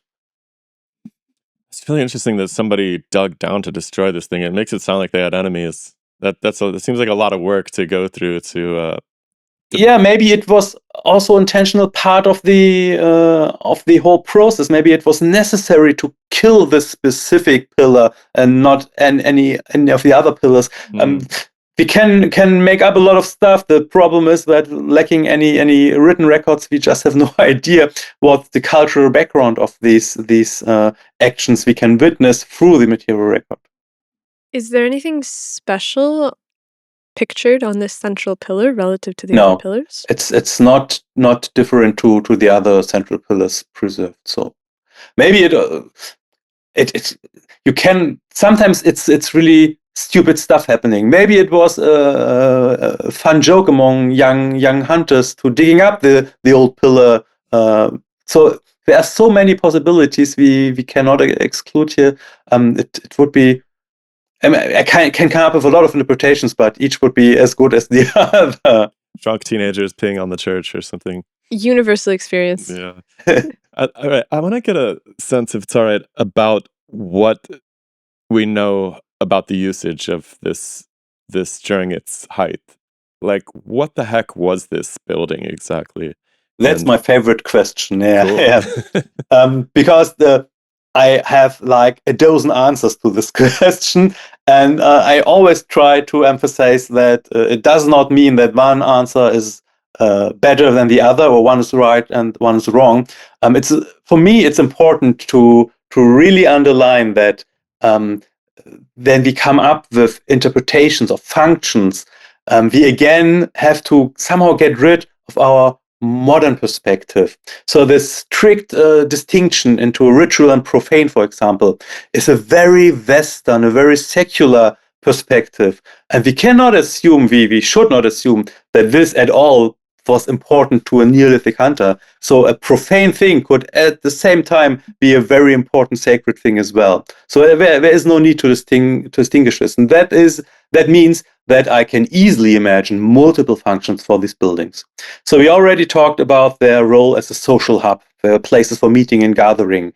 And we know from historical and ethnographic records that mobile groups in particular need these occasional meetings and exchanges. They need this to exchange goods, information, and even marriage partners in quotation marks, of course, to keep the gene pool fresh. So it's legit to say, I think, that there were social hubs of some kind, and that their activities took place there as well.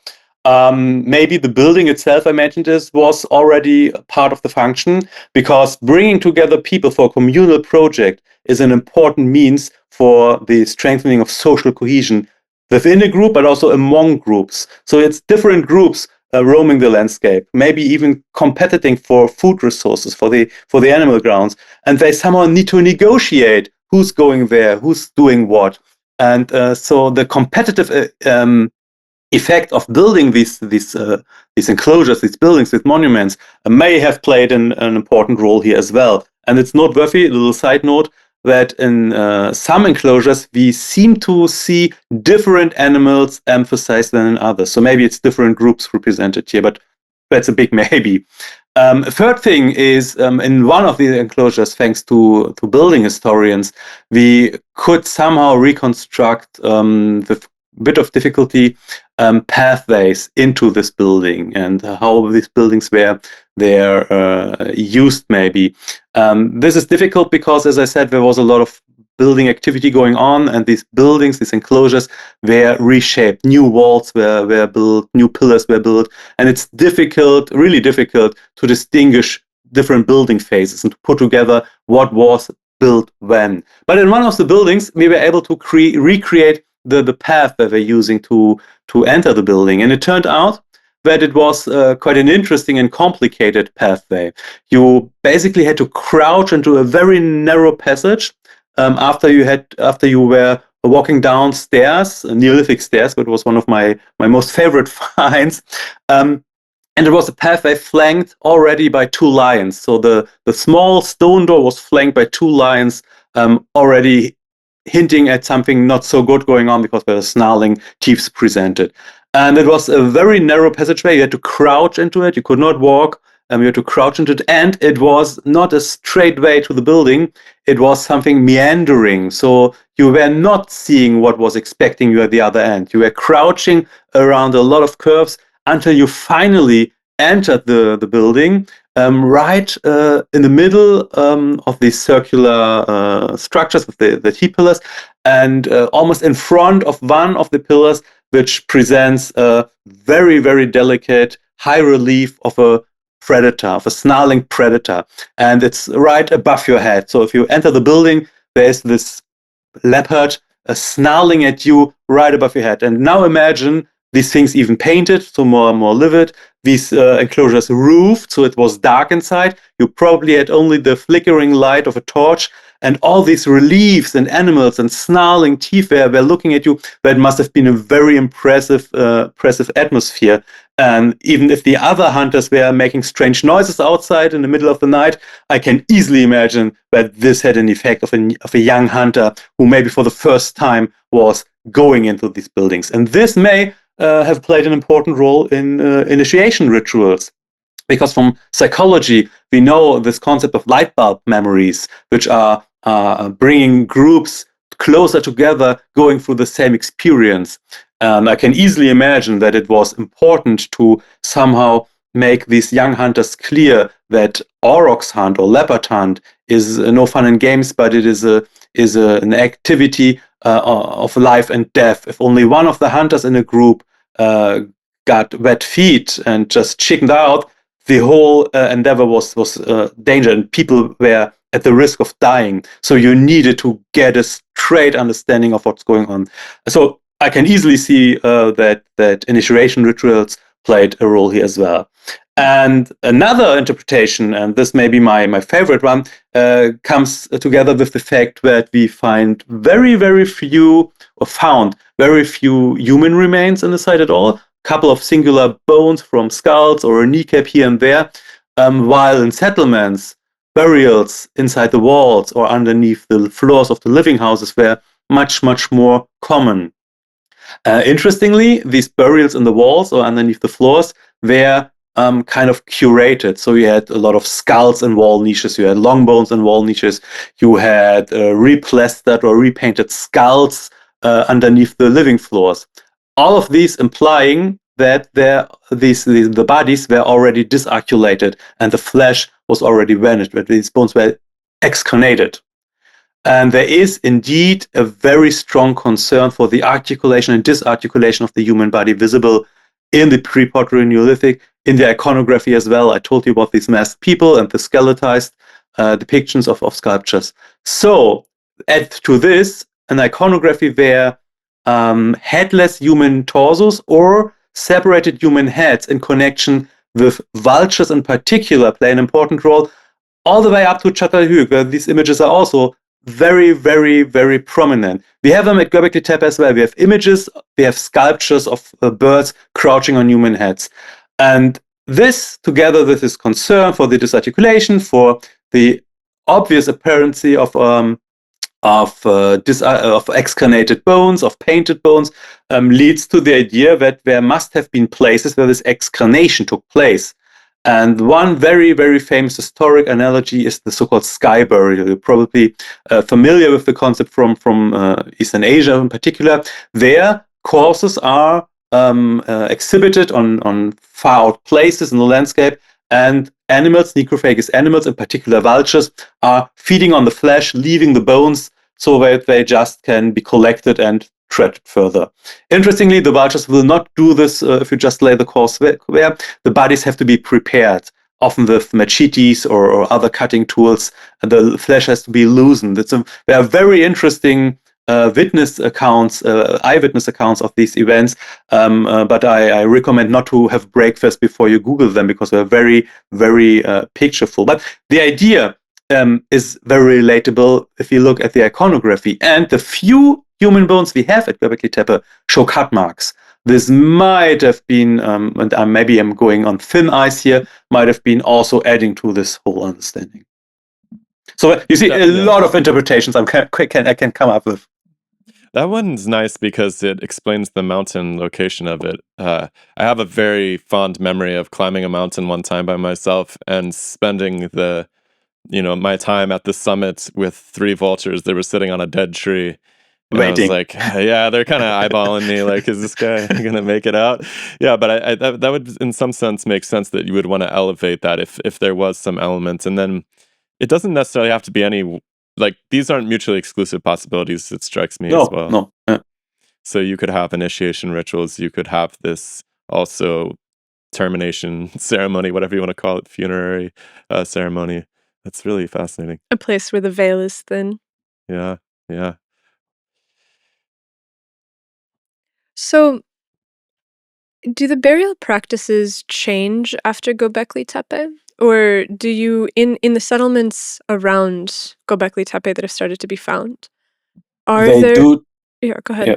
They do change. Not necessarily linked to Göbekli Tepe, so that is not the impact factor here. But we know we witness a change of mortuary ritual or of how the dead are treated in general throughout the pre-pottery Neolithic.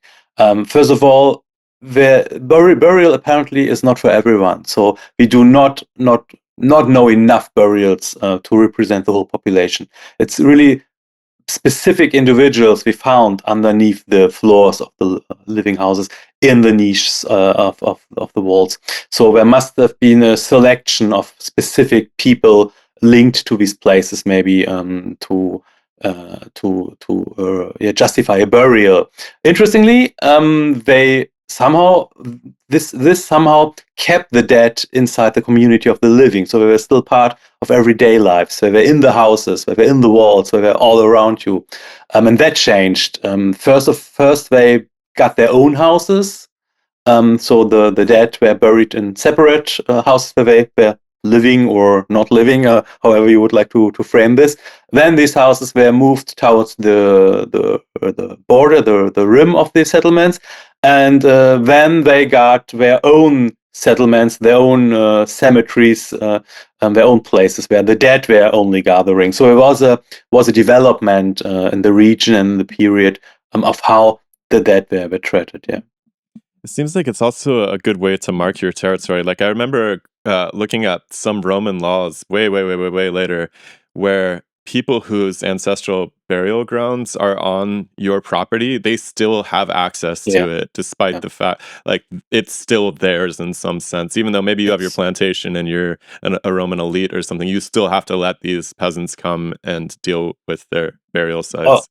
All the way until modern conflicts of the 20th and 21st century, the bones of the ancestors were used to justify claims on land. So yeah, that's a very logical thing, I think, to mark territory or to get a sense of territory, of ancestral lands, so to say.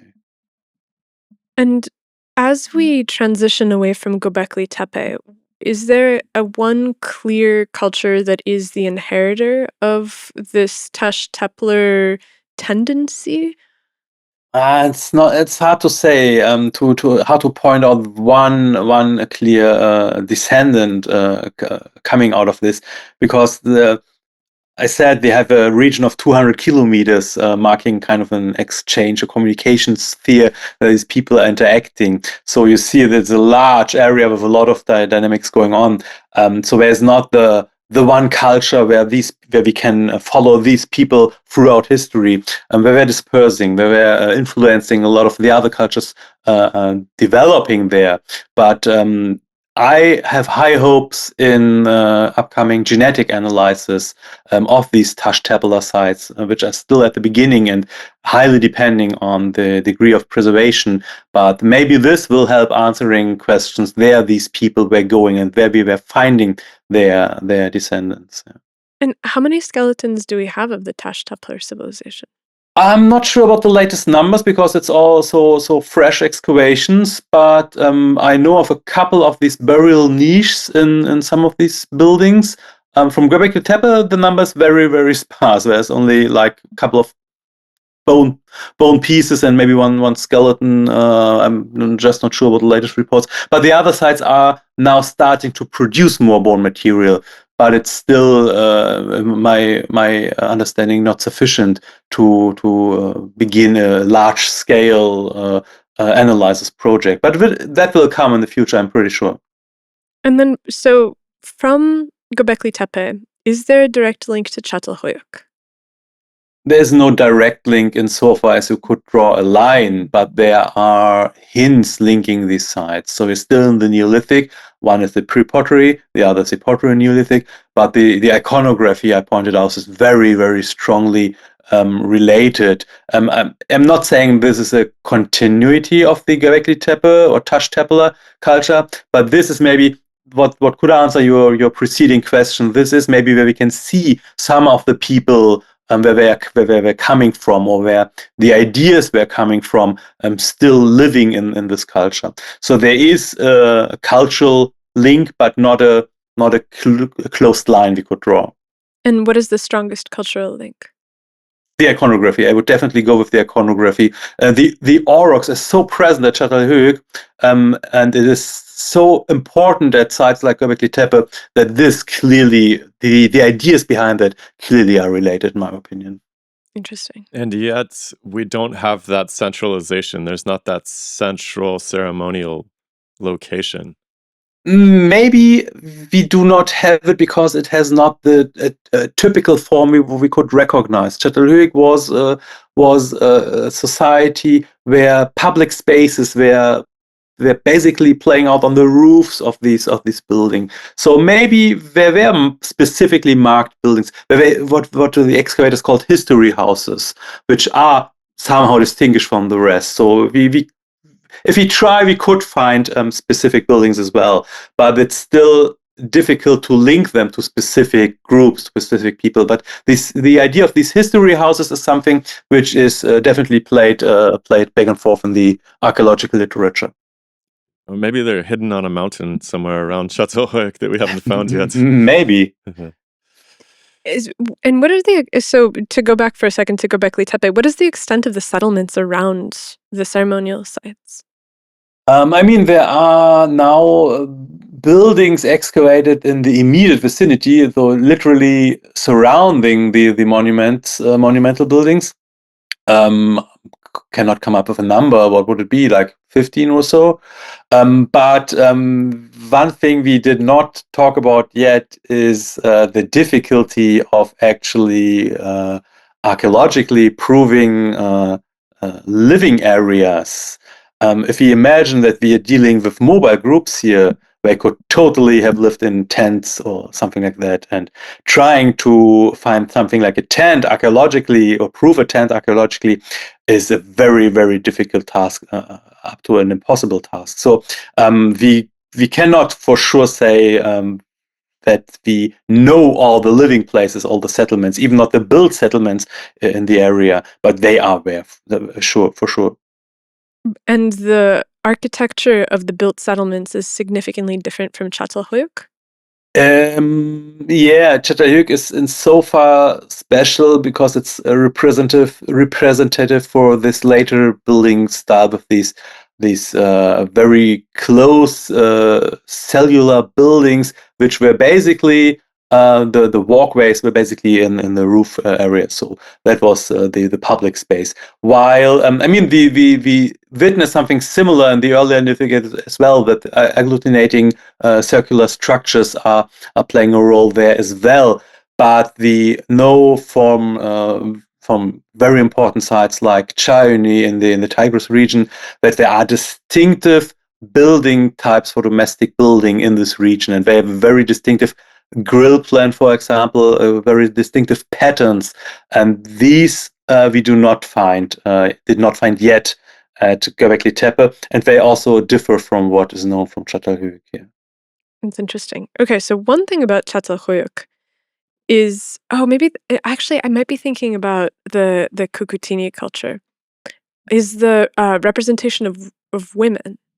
Mm-hmm. In Göbekli Tepe, it seems like it's exclusively animal and male, and then Yeah. Çatalhöyük, at least, we start to see statues of female figures. That's true. Definitely Cucutini, yeah. Yeah, I mean, Cocotin is still geographically and chronologically, there's still a distance to gap here, and I would hesitate to link it to Çatalhöyük on this obvious surface basis.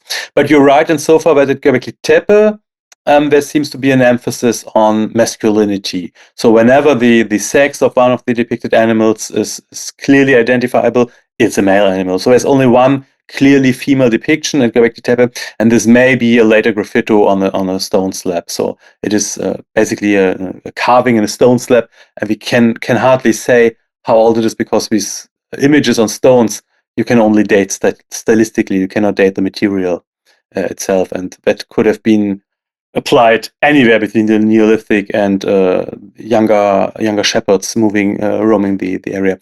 But in the settlements, we do have female figurines contemporary. So even the settlements around the other Taş Tepeler sites are producing figurines. But you're right insofar that at Çatalhöyük there is a predominance, or there seems to be an emphasis on female depictions, female figurines and sculptures. Yeah. That's really interesting. I don't know what to make of that yet. I mean, one question I'm just burning in the back of my head is, if I only had a year to live, what's one of the places you've been to or that you've, that's really been a magical experience that has really brought the past to life for you, where you walk around and you really feel the presence of ancestors? And have you had that experience at all? Yeah, I mean, that's one of the best experiences you could have as an archaeologist, and this is basically it is happening.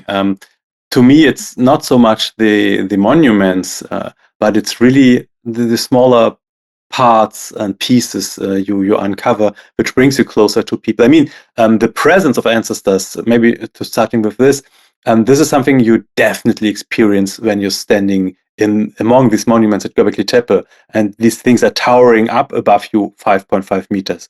And this is something I spent years on the site, but it was always a very, very touching experience to stand there. And it is a different experience, by the way, to stand there among a clear sky and to stand there underneath a roof, because now these enclosures are roofed, and the space feels different. But to come back to this close relation to the people of the past, this is something which happens much closer when you really find individual traces. I remember a wall plaster where you still could see the fingerprints of the hand smoothing the wall plaster, for example. Or in Jordan, in a Chalcolithic settlement, I was cleaning a collapsed building and pulling out mud bricks. And one of the mud bricks had on its backside the footprint of a 3 or 4-year-old child. And it was there, and that comes up. I mean, that was a child leaving a trace in history. It was not a big ruler. It was not a monument or princely burial. It was a child out of probably thinking it funny to step into a fresh mud brick, and probably it got some lecture afterwards, or I don't know. But that's the averageness of life, which really is more touching. And you're the first person putting your hand on this after 5,000 or 10,000 years. So if this is not humbling, I don't know. Yeah, I hope to be able to explore that region at some point. It seems really important and magical. And I do think there's a link that could help us understand ourselves better. And yes, that maybe that is the most important part about archaeology, and this is something I really cannot stress enough. We do not do this because we always like to live in the past or to look at the past. We do not do this to produce new stones to put into museums. The core of archaeology actually is to understand people and to understand how people dealt with challenges and with their everyday lives. And we want to take their knowledge and transfer it into our times, because we are the same people. We're dealing with very similar challenges: climate change, population pressure, migration, environmental change. And we are trying to find solutions for these challenges. And archaeology is the only discipline which is able to offer a long-term perspective on how human societies dealt with these challenges and what solutions were found and what solutions worked. And I think this is an important point to stress about archaeology. It's not just about digging up stuff. It's really about understanding people. Yeah, in a way that is increasingly important today, because I think that people have this idea that if they just follow the news really carefully, they'll be, more informed citizens or something, and that's going to be what's important. But being informed is also about understanding what's worked and what hasn't for as far back as you can see.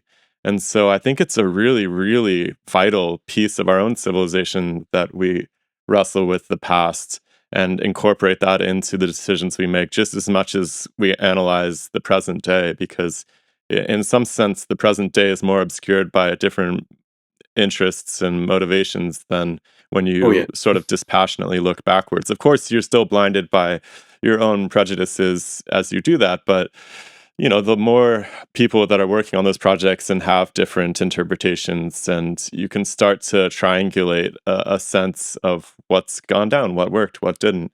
And I think that could really help us out as we move into this bizarre modern version of that. Yeah. And so if there was something that you gleaned from Göbekli Tepe in your studies of it that reflects on us today, what would that be? The human adaptability, so that we always think we are facing so many different problems, and we're definitely living in a time of multiple crises we have to deal with. But if there's one thing I learned from archaeology in general, but also the excavations at Göbekli Tepe, is that human ingenuity is something not to be underestimated. We always were facing problems, and we always found ways to found solutions to these problems. And this is something I find incredibly inspiring and fascinating, to see how these past people did not want much more than to go to live through the day and to make it to the next day and to feed their loved ones, and very much like we today. And that really, really links us to these people. And I think that is the humbling experience I take away from the excavation experience in general, and from Göbekli Tepe in particular. It is this thinking about social organization. How are societies organize themselves? And this, to me, this shows that the world we're living in today is not self-evidential. It is not a matter of fact. It's not natural that we live in hierarchized structures and that there are oppressors and oppressed, but that this is a choice, this is a development, and there is the possibility of change. And this is something which I think is something we could learn from the past, that it's not a natural development where we are.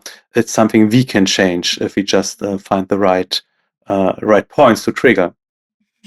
I love that. I really hope so. But I would also like to keep hospitals and have time to work on art and, all of the wonderful things that empire has brought us. But I would also like to believe that there is some next level where we incorporate the other organizations that have been, like you said, less oppressive and perhaps don't have as much senseless violence or senseless, sacrifice, let's say.